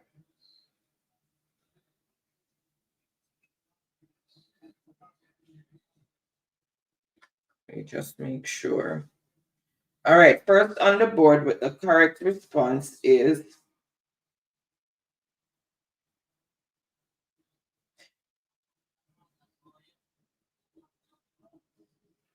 all right, there's no other S on the end, so it's Dunmel for 200 points. I said it's Dunmel for 200 points? For 200 points, because Brittany has an extra S on the end. And then Florence, Sharon, Yes, that's why I contemplated. I make sure I look at it again before I spoke. So yes, so Dunmel, Andrew, Sharon, that's how the answer came in. So sorry, Brittany, we have to stick to the correct spelling now. So if one letter is out of place, then the other person has to get it. Florence said she's before Dunmel. Hold on. Let me just refresh again in case I missed that refresh. So let's refresh again because I don't want anybody thinking that. No, Florence, refresh your screen. And then we had Brittany, just under Reggae Girl 200. Then we had Brittany, then Dunmill, then Florence, then Andrew, then Hyacinth. So you have to refresh. All right, so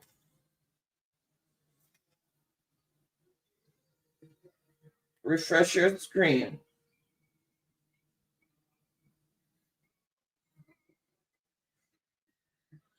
All right, so 400 Dunmel is saying the English invaded Jamaica and defeated the Spanish in this year, just the year. The English invaded Jamaica and defeated the Spanish in this year.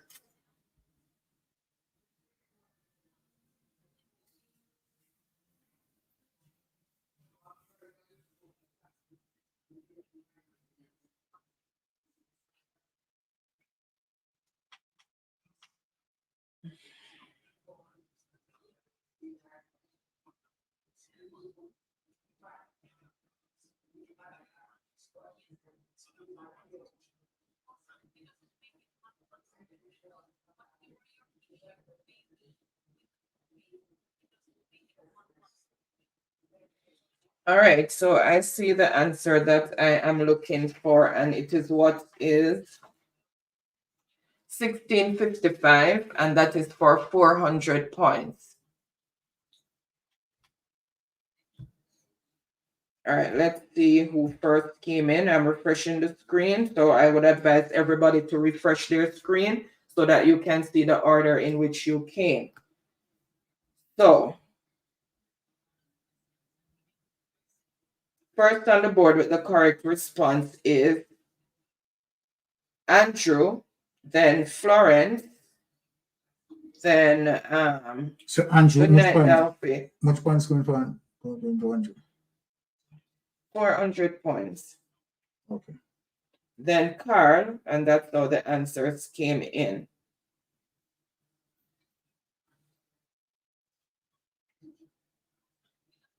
What are you referring to, Hyacinth? Let me understand what you're referring to. Because I don't want to leave anybody behind and I don't want to leave anybody with any misconception. So what are you referring to?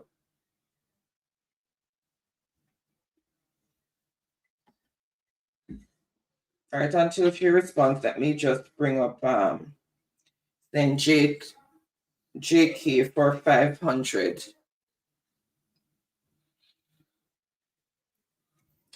The Pedro case is part of this parish. The Pedro case is part of this parish. Name the parish, and that is for 500 points.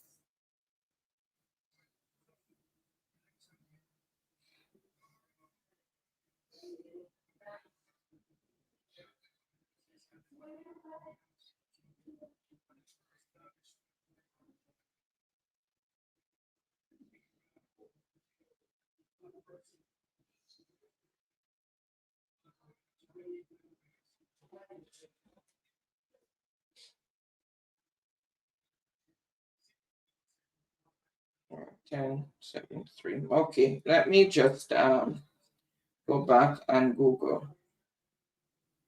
that, Sonia.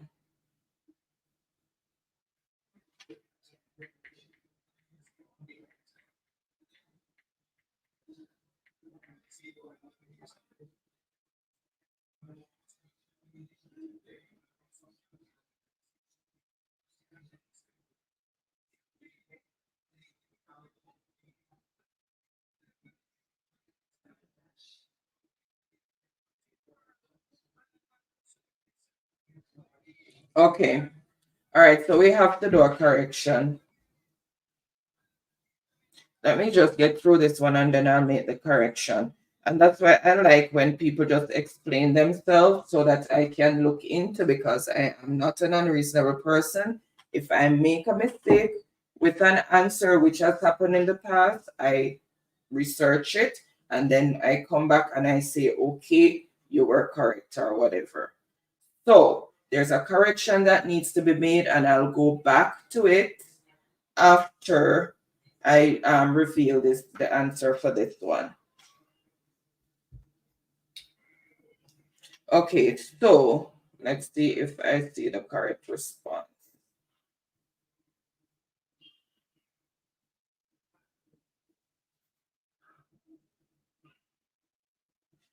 All right, so the answer is Kingston.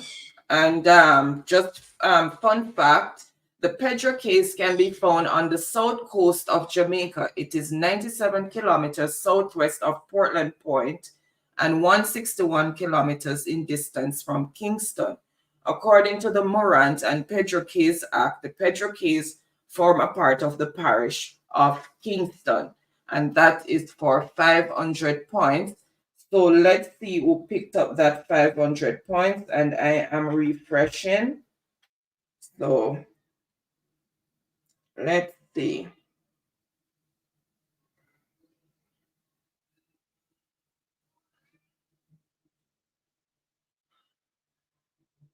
And this thing is running. Okay, so that's where it started. So what is Kingston? Andrew for 500 points. Andrew for 500 points. Then who else? Okay, that's how the answer came in. Now we are going to go back to Sangster's airport. So that you want to read no, the don't score? read the score because we need to make a correction. Because somebody pointed out that the airport is actually named Sangsters International Airport, not Donald Sangsters Airport. And when you go online, it is Sangsters International Airport. Well, give Like it- normal Manly. So that's yeah. why I said I am going to go Okay. back and make that correction.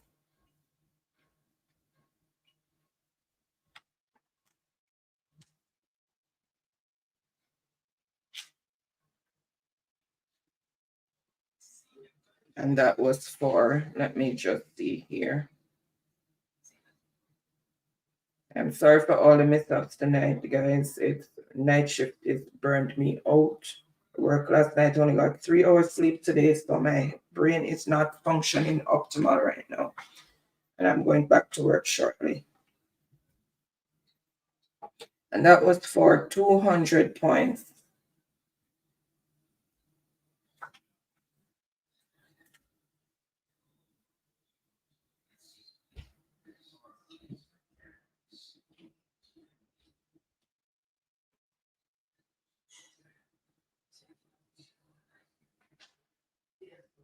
Okay, so let me just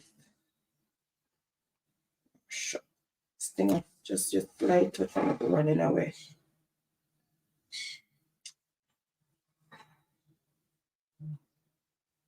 Okay.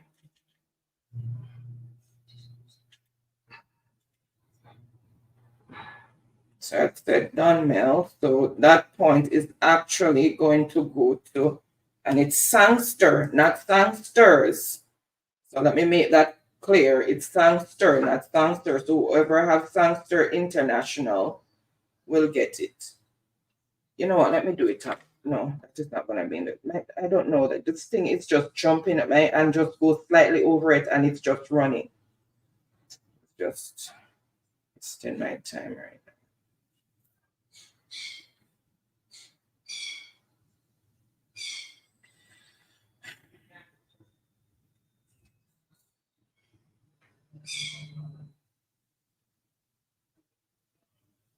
This thing is annoying the hell out of me.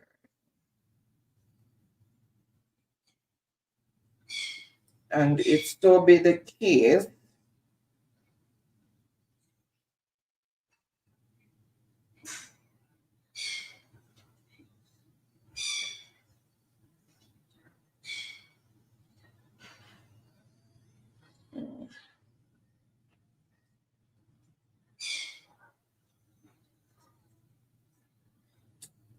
staffing calling again.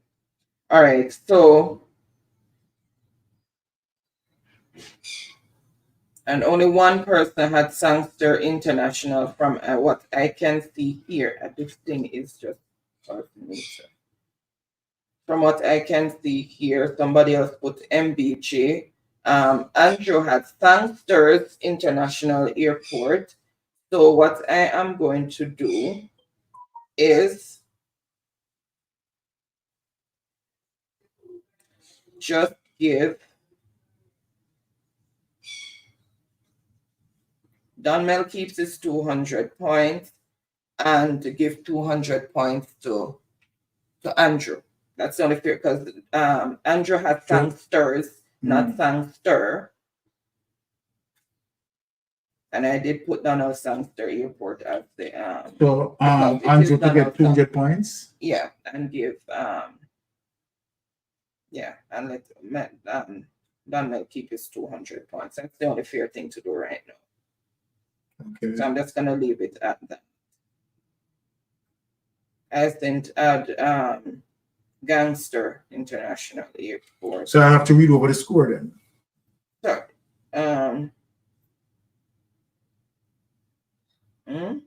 I have to read over the score that and see if everyone okay with their score. Okay. So Brittany on 300 points, Florence and Hyacinth 400 points each. Reggae Girl 600 points and Andrew 2,400 points and Donmel 2,500 points. Okay, so just just give both of them and call it a day. All right, so next category, we only have one left under Jamaican knowledge, and I'll leave the general, and then Bible quiz. So choose the next category and for how many points? Who won the round before?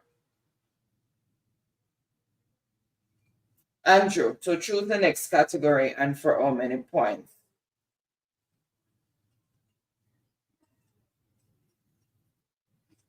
All right, so for 100. Okay, let's see.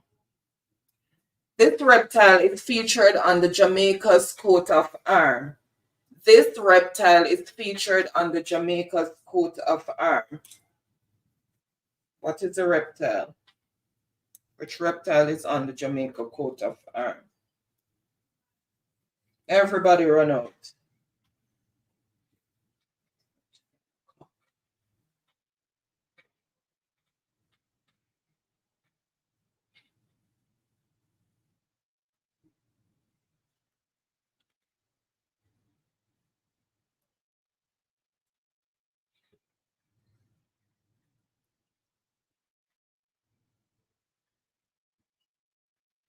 All right, I see the answer that I'm looking for, and it is what is a crocodile. So that is for 100 points.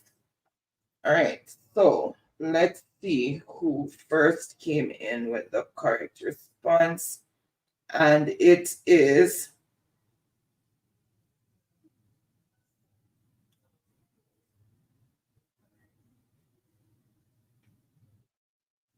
let me just make sure of, let me just look on here the spelling because I can hardly see a thing. Okay, so first on the board with the correct response is Andrew, crocodile, then Donmel. So Andrew, how much points for Andrew? 100. Then Donmel, Brittany, Florence, Ransford, Smith, Blessings Ranford, Reggae Girl, she corrected the spelling. All right, so that is how the answers came in. So we have one category left. So all you need to do is just put in the amount, put in the points that you want in the chat. You don't have to put the category. So just the points in the chat. All right, so 500. Which is not a fruit of the Spirit from the book of Galatians. So which is not a fruit of the Spirit from the book of Galatians. So you have love, joy, peace, patience, kindness, generosity, faithfulness, gentleness, self-control, and conceited. So which is not a fruit of the Spirit of the book of Galatians? Love, joy, peace, patience, kindness, generosity, faithfulness, gentleness, self-control, and conceited. So think about the meaning of those words and choose the one that doesn't belong.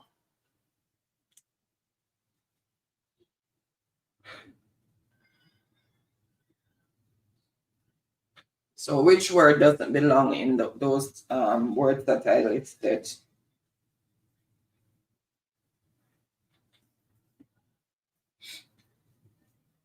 All right, I see the answer that I am looking for, and it is what is conceited, right? So every other one is expressing positive vibes, conceited, self-centered, selfish, you know, everything that is bad. So that is for 500 points. So let's see who first came in.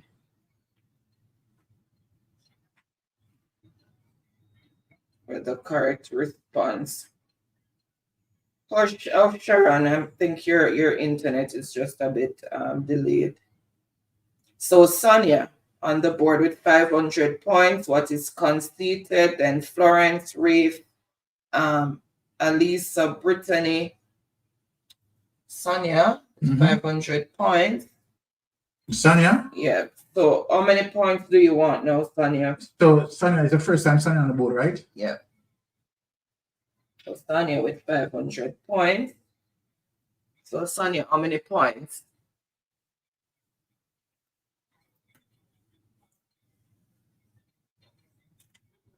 $400. Okay. The oldest man in the Bible. Everybody run out. The oldest man in the Bible, and remember the name of a person you start with who is. So the oldest man in the Bible. Everybody run out.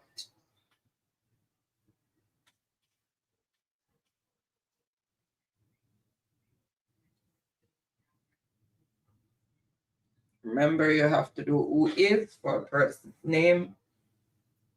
And please make sure that you pay attention to your spelling.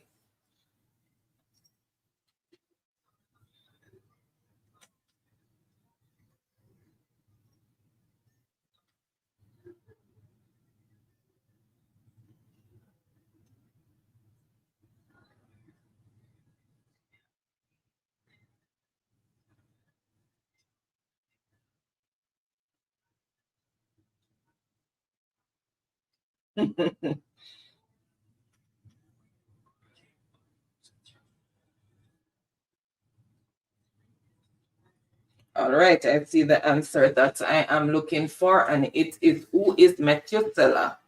According to the book of Genesis, Methuselah was the son of Enoch, the father of Lamech, and the grandfather of Noah. He died at the age of 969, and that is for 400 points. All right, let's see who picked up those 400 points. So let's refresh. Alisa, 400 points. She's Alisa? fresh on the board. Alisa. So the board looked busy this evening for the runners up. All right.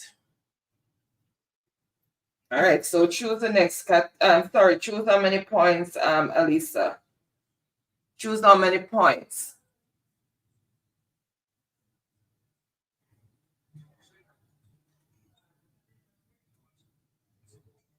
All right, so for 300.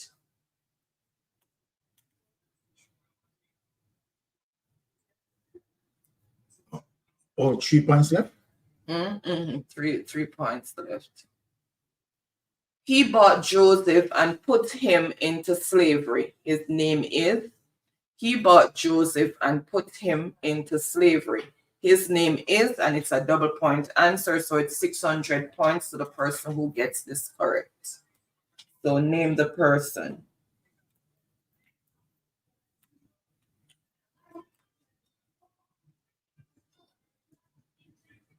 So 600 points. So he bought Joseph and put him into slavery. His name is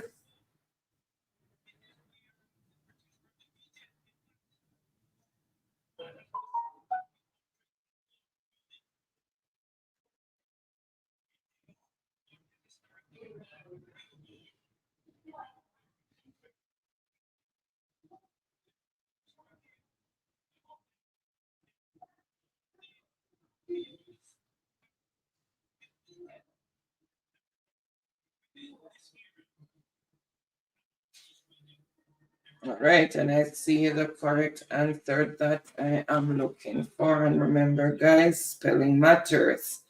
All right. Who is Potiphar? And fun fact, a captain of the guard of Pharaoh. That's who was Potiphar. So he bought Joseph and put him into slavery. But even as an indentured servant, Joseph turned every experience and all circumstances, no matter how trying, into something good. And that is for 600 points because it's a double point answer. It's a, double point answer. All right, so let's refresh. And that is Rafe. 600 points for Rafe. New person again? Yeah. Yeah, I like this. Okay. All right, and then next, how many points, Rafe? How many points? 100 or 200? See, good that new persons are on the board. It's nice. Competition for runners up. Yeah. Okay, for 200. Almost done. David wrote the most in this book. Name the book of the Bible. David wrote the most in this book. So name that book of the Bible.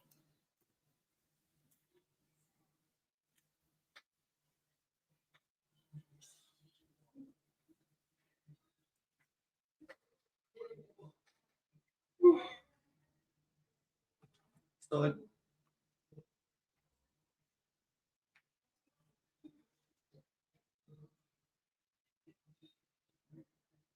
okay.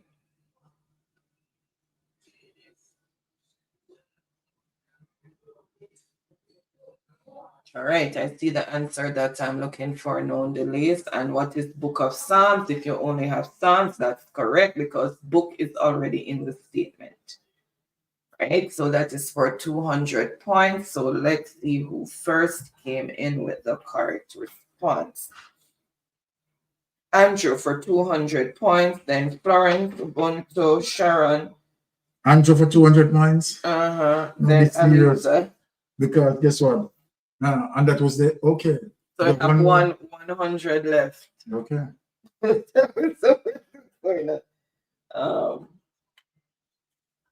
Dead heat. It's what we're looking. So the score as it is, because this is interesting and I like it. Even for runners up. All right. So the score, Brittany for 300 points. And let us talk about some 400 points because we have Alicia, Florence, and Hyacinth all for 400 points. And we have Sonia for 500 points. And Reef and Reggae Girl, 600 points.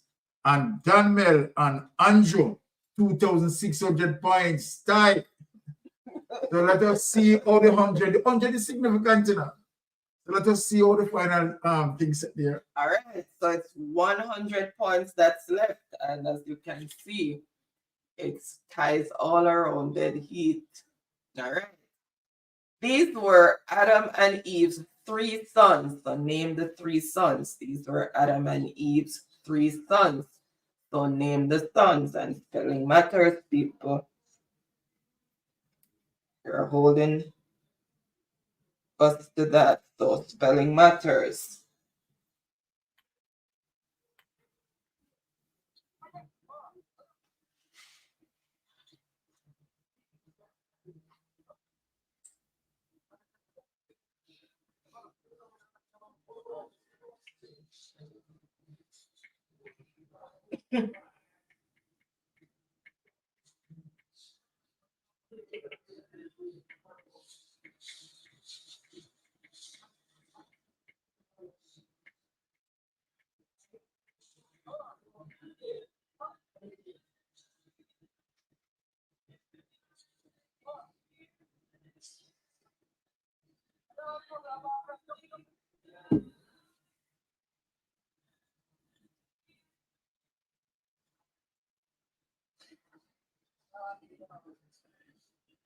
All right, I see the answer that I am looking for.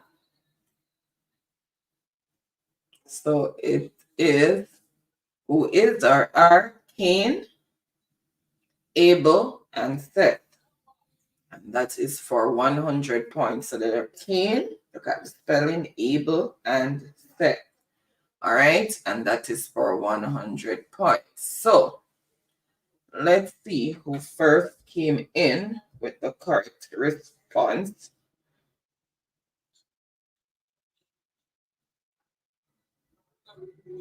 So 100 points go to Andrew. Okay, all right. What a clincher. What a clincher. Then Alyssa. Andrew must feel good tonight. What a piece of clincher. Then Alyssa. All right. Andrew is the big man. Rafe, Sharon, Unique Queen. Oh, no, she have what is. Sorry.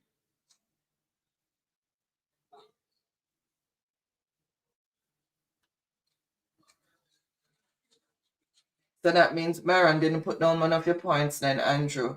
Andrew said he should have 2,800 points, and that's why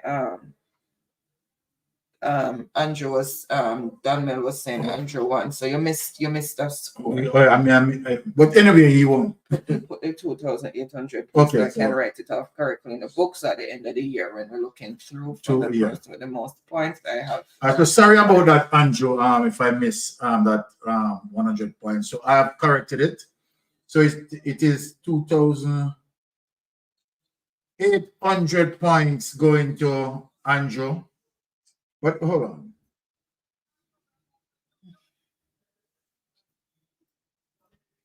So we'll play the game tonight, honey. Reggae girl, this point qualifying Andrew from the game as of tonight. And Ricardo didn't turn up. I guess they were thinking we were going to be at the usual time, but because we had to rush it through tonight.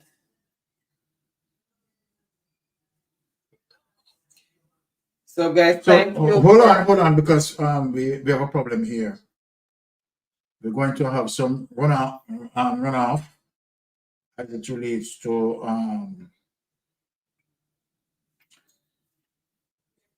the 400. Thank you, Unique Queen. The 400 persons going to have to participate. Hold on.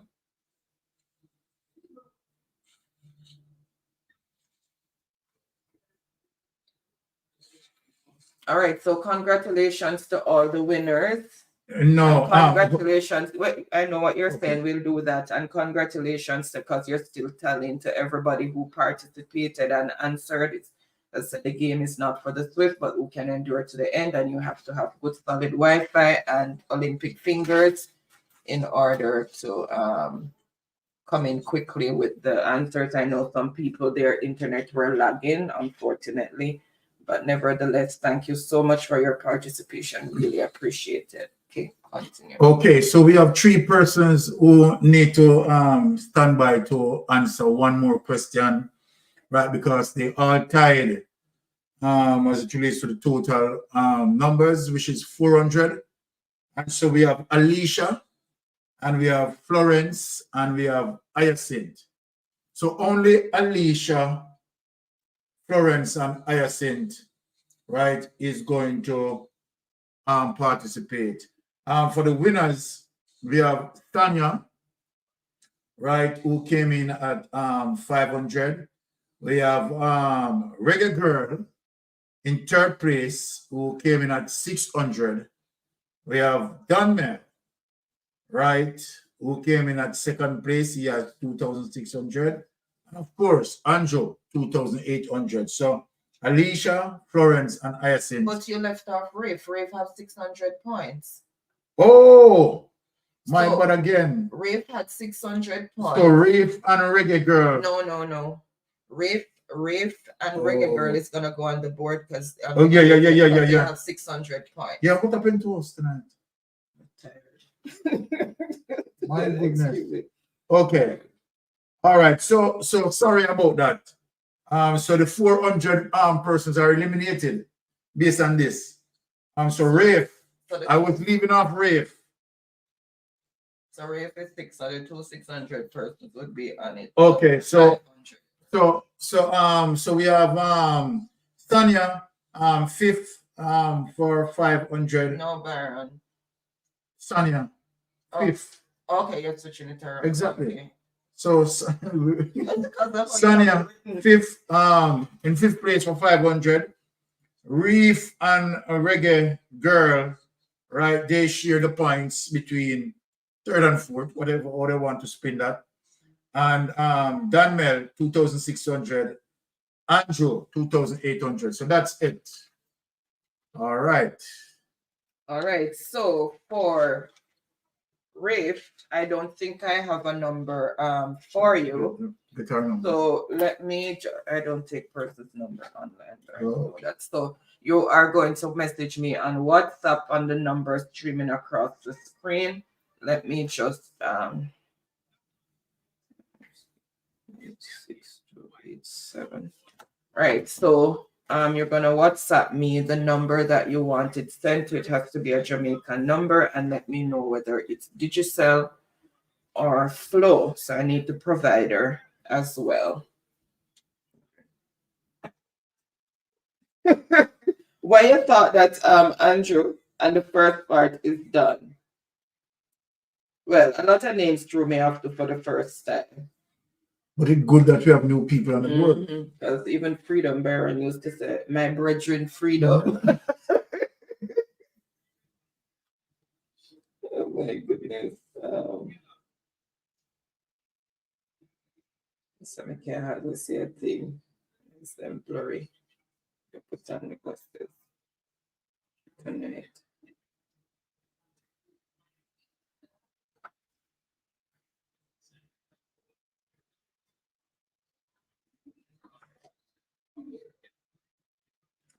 All right, so so that's the number, WhatsApp number to WhatsApp me with.